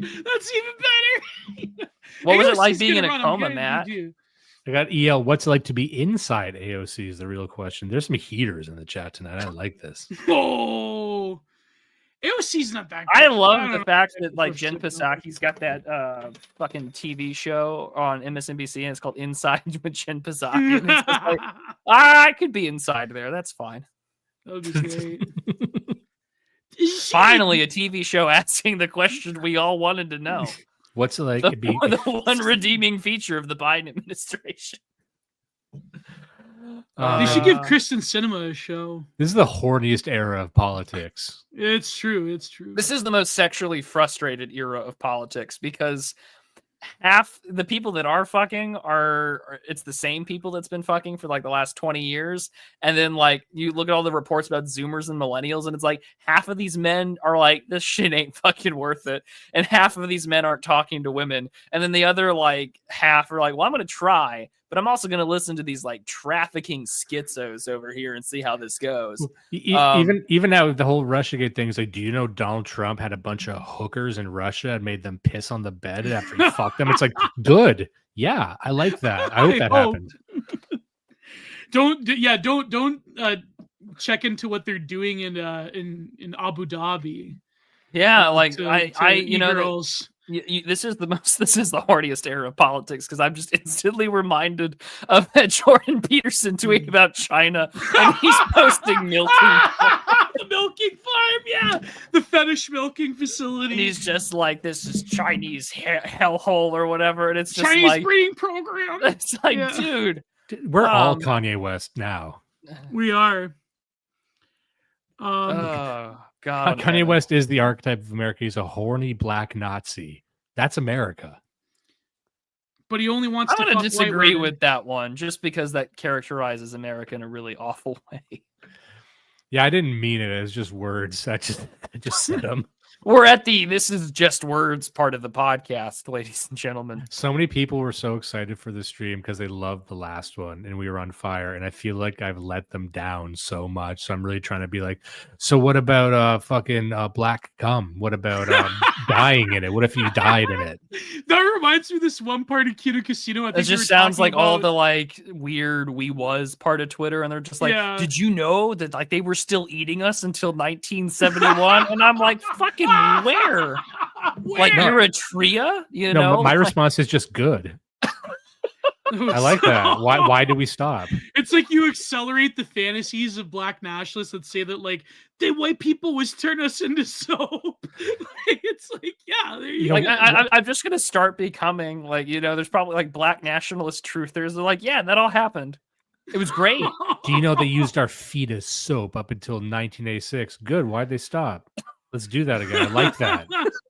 It's good and cool. It just reminds me of that one episode of Kino Casino. I think it was King over Leopold II Giga Chat at this point. I think it was over Destiny, where like PPP just screams into the microphone, "Let's get some subs for cum." It's like... you really want to be on that show. Now I get it. Gio wants this show to be that show, and well, I understand. His way to the show, yeah. No, but it's this truly is. This is Gio's show. Let's all be honest. In black. This is all Gio's show. That's like that one Death in June song. I am the avatar for the exhausted. She what's it called? What's it called? She said destroy, where she's like something black in New York. It's like black cum in New York. Like I don't know. What are you talking about? I think Douglas P would like that. What's the well, ladies and gentlemen, this show is. I'm going to renege on my earlier promise and simply tell you that this one's going down. This one's staying behind the paywall, folks. Glad you were here when it was live. I'm like, you know what? By the end of the show, we're not going to renege. I promise. And then here we are. So this is the song by Death in June. She said destroy, and it said, what's the fucking something about? Did this come out in around 2008? This sounds like a very 2008 title. Yeah. I'm sure it certainly does. Oh man, what was the? It's like, but just like my hope dreams of ever buying a house died in 2008, so has the stream. We took a trip back to 2009, but at least you can burn your way through collapse by using code PRUDE when you go to outpouch.com/prude for all of your nicotine needs. Warning, this has been confirmed by the FDA to be a cancer-causing product as well as addictive. However, regardless of which, you too can endure the long slog of every Digital Archipelago episode with the fresh buzz of 6 milligram ALP in your mouth, burning through your nervous system, wondering why the hell you're tuning in. But remember, this show is financially supported by viewers like you, because God knows we're not going to get any real sponsorships around here. So with that being said, Gio, do you have anything else that you would like to add on this documentary? Do they have pouches that just give you cancer? No, I want that. Pouches that don't give you cancer. I want the ones that's extra. I think you mean the like 9 milligram ones. Yeah, I just want a pouch of cancer. Just eat a Tide Pod. Tide Pods. Hey, I need a Sarkeesian, huh?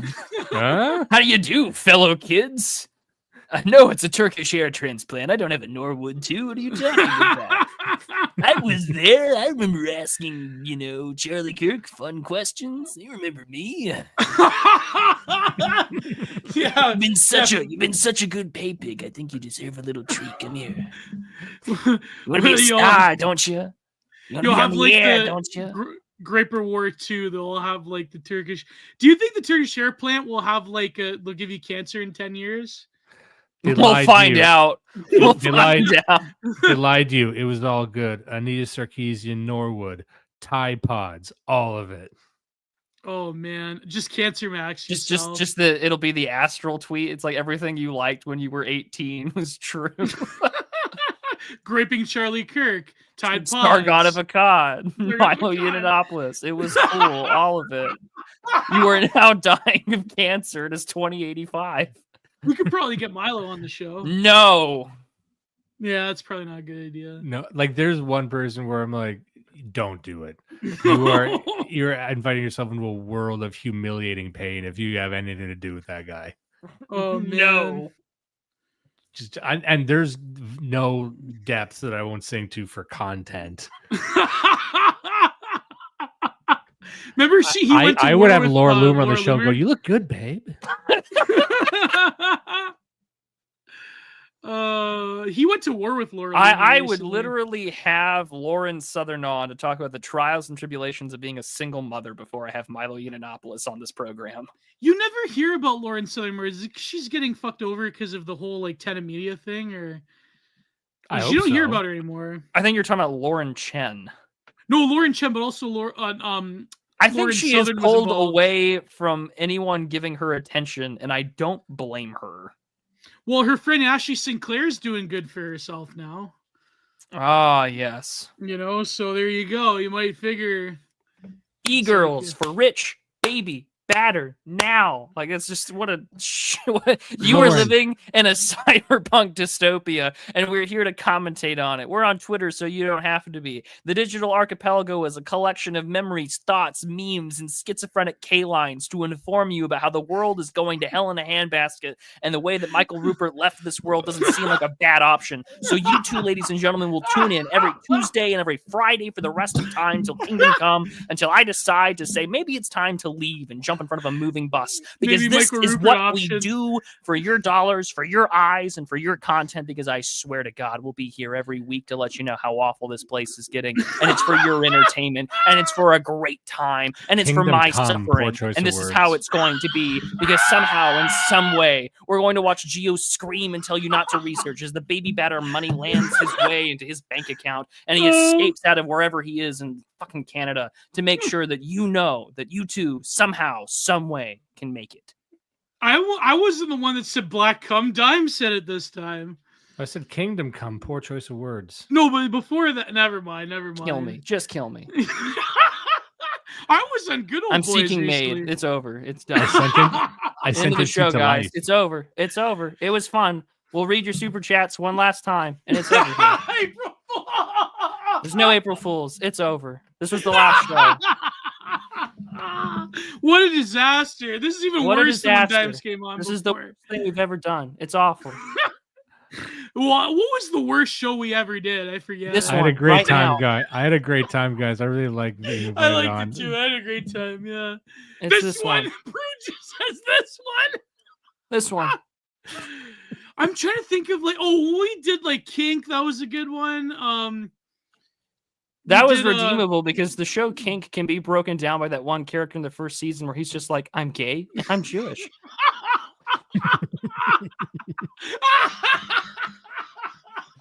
Oh, this is definitely getting paywalled. China's Final Archipelago. It's not even my fault this time. China's Final Warning. I remember I did the meme. I did this meme once called Campbot's Final Warning, but I forgot to edit one China out of it, so it didn't work. See, getting this game paywalled, I didn't even say my joke at the start of that because it's April 1st. We're all a member of Jape Waffen. Oh, God bless. Oh, my God. All right, well, I'm going to go read the super chats. I, too, will convert to Islam. You're already halfway there. No. Gio, this is a real Gio trauma episode, Sean Schaefer. Sean sent the worst super chat, he said. He sent the worst super chat, he said. Please, guys, give Prude a lot of super chats here because we really fucked over this episode. No, it's okay. It's okay. Let's go read the ones on YouTube first. All right. Robert Weisenfeld says 2/3 of the Canadian triumvirate just need Kruptos. That's good. He's a writer more than does he do a live show? Yeah, he does podcasts sometimes. I'm going to be going on his show next week, in fact. Oh, well, there you go. Thoughts on the Mormon question? Very similar to Islam about trying to write yourself into thousands of year old scriptures. They have a great dental cartel, really good for your teeth, and they're really great intelligence agents. I don't like them. I mean, they're interesting. I will say they're if I had to pick like a pure Americana religion, it unironically would be Mormonism.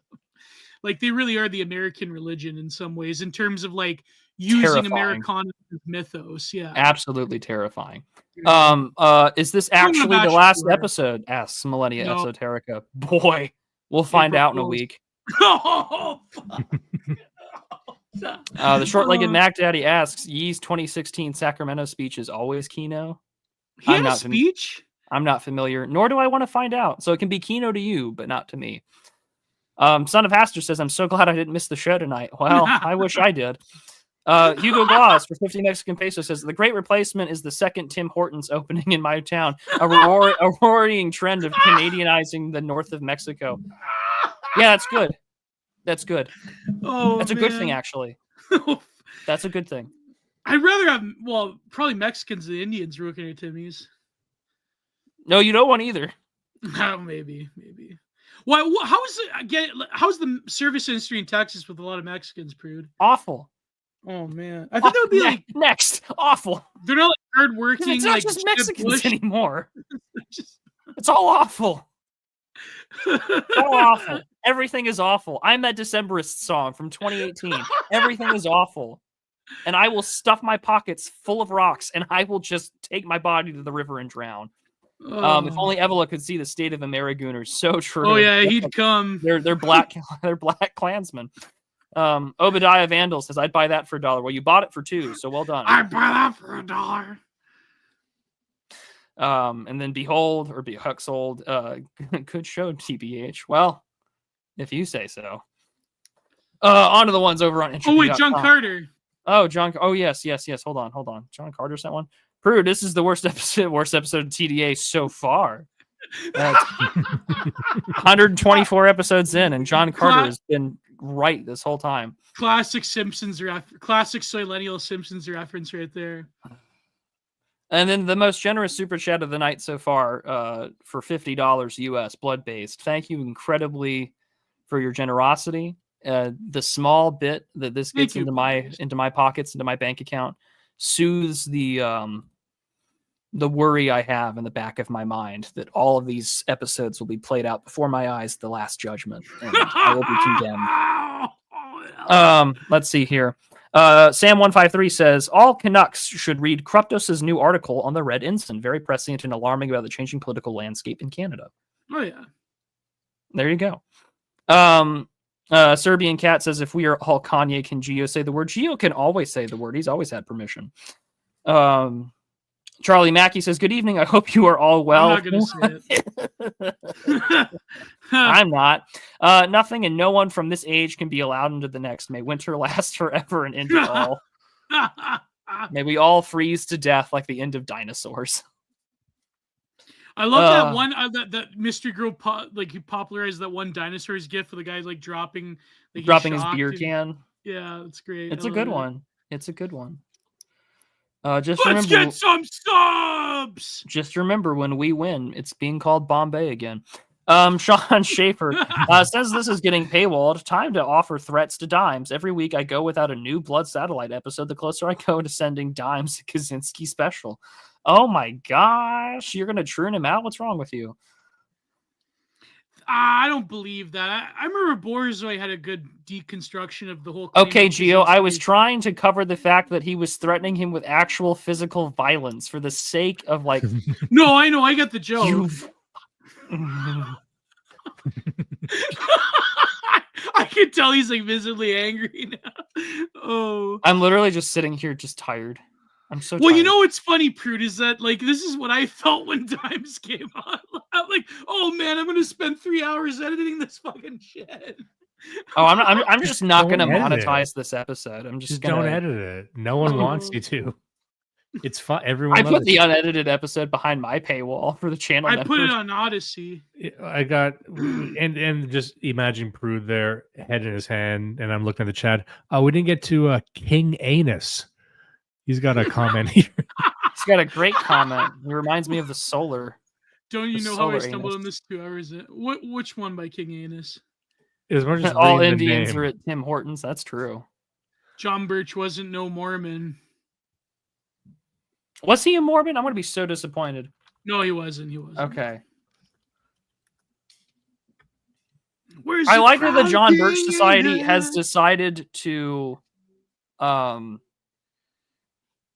just essentially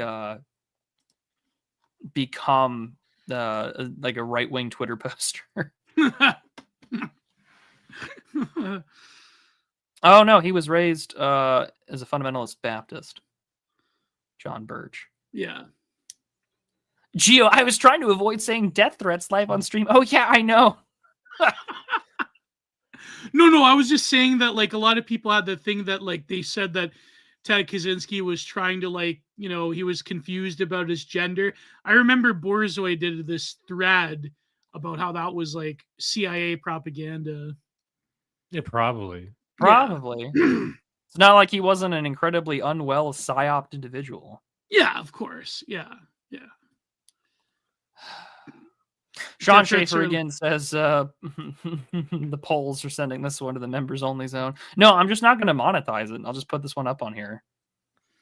I would highly recommend you paywall, Trude. No. So you got a bunch of comments coming here. Michael Hasser. Just no. Just no. I mean, I don't know. We didn't say that some like that. All right, ladies and gentlemen, this has been an interesting episode, and it's a great way to end the show on its last and final note of my exhaustion. For 124 episodes, I have been there as someone who suffers and has become the meme and the whipping post of this entire show for the sake of entertainment. It's been a great 2 years and some change. It's been a lot of fun. It's been a great April Fool's Day. It's been a hell of a documentary to watch today while I was at work, working away and putting this on my headphones on the second monitor. Dimes, thank you so much for coming on. Do you have anything that you would like to shill to the audience for one last time on the show? Oh, no, just bloodsatellite.ca. That's the site to get all episodes of Blood Satellite. Big Ben, I appreciate the $10, but I cannot put that up on stream for obvious reasons. Yeah. So I appreciate the hearty desire to do it there. It's just the gamer word. Yeah, it's just the gamer word. And truly, gamers are the most oppressed minority. Let that be my final message to you all. The gamers are the most oppressed minority. Gio, do you have anything that you want to add? Yeah, I was on I recorded another one with Kat, what's it called? The computer room. But I was on the Good Old Boys recently. We talked about Canada. We talked about AI slop. It was a great episode. I liked it. It was good. Yeah, it was nice. And then Pac-Man Respector just says, Gio Panichetti, we coming for you. And then he drops the gamer word at the end. That's a Booker T. That's a Booker T said in WCW on Hogan. Yeah, that's gamer with the hard R. That's true. Yeah, Machiavelli sucks to go. I'm not putting that one up on stream either for obvious reasons. For God's sake. Well, I have an article called The Coming Identity Bubble that is up on Substack. I will narrate it and put it up on YouTube. I have a few things I need to record and narrate as video essays before I take a couple weeks off for Holy Week and the rest. So with that being said, ladies and gentlemen, we'll see you all.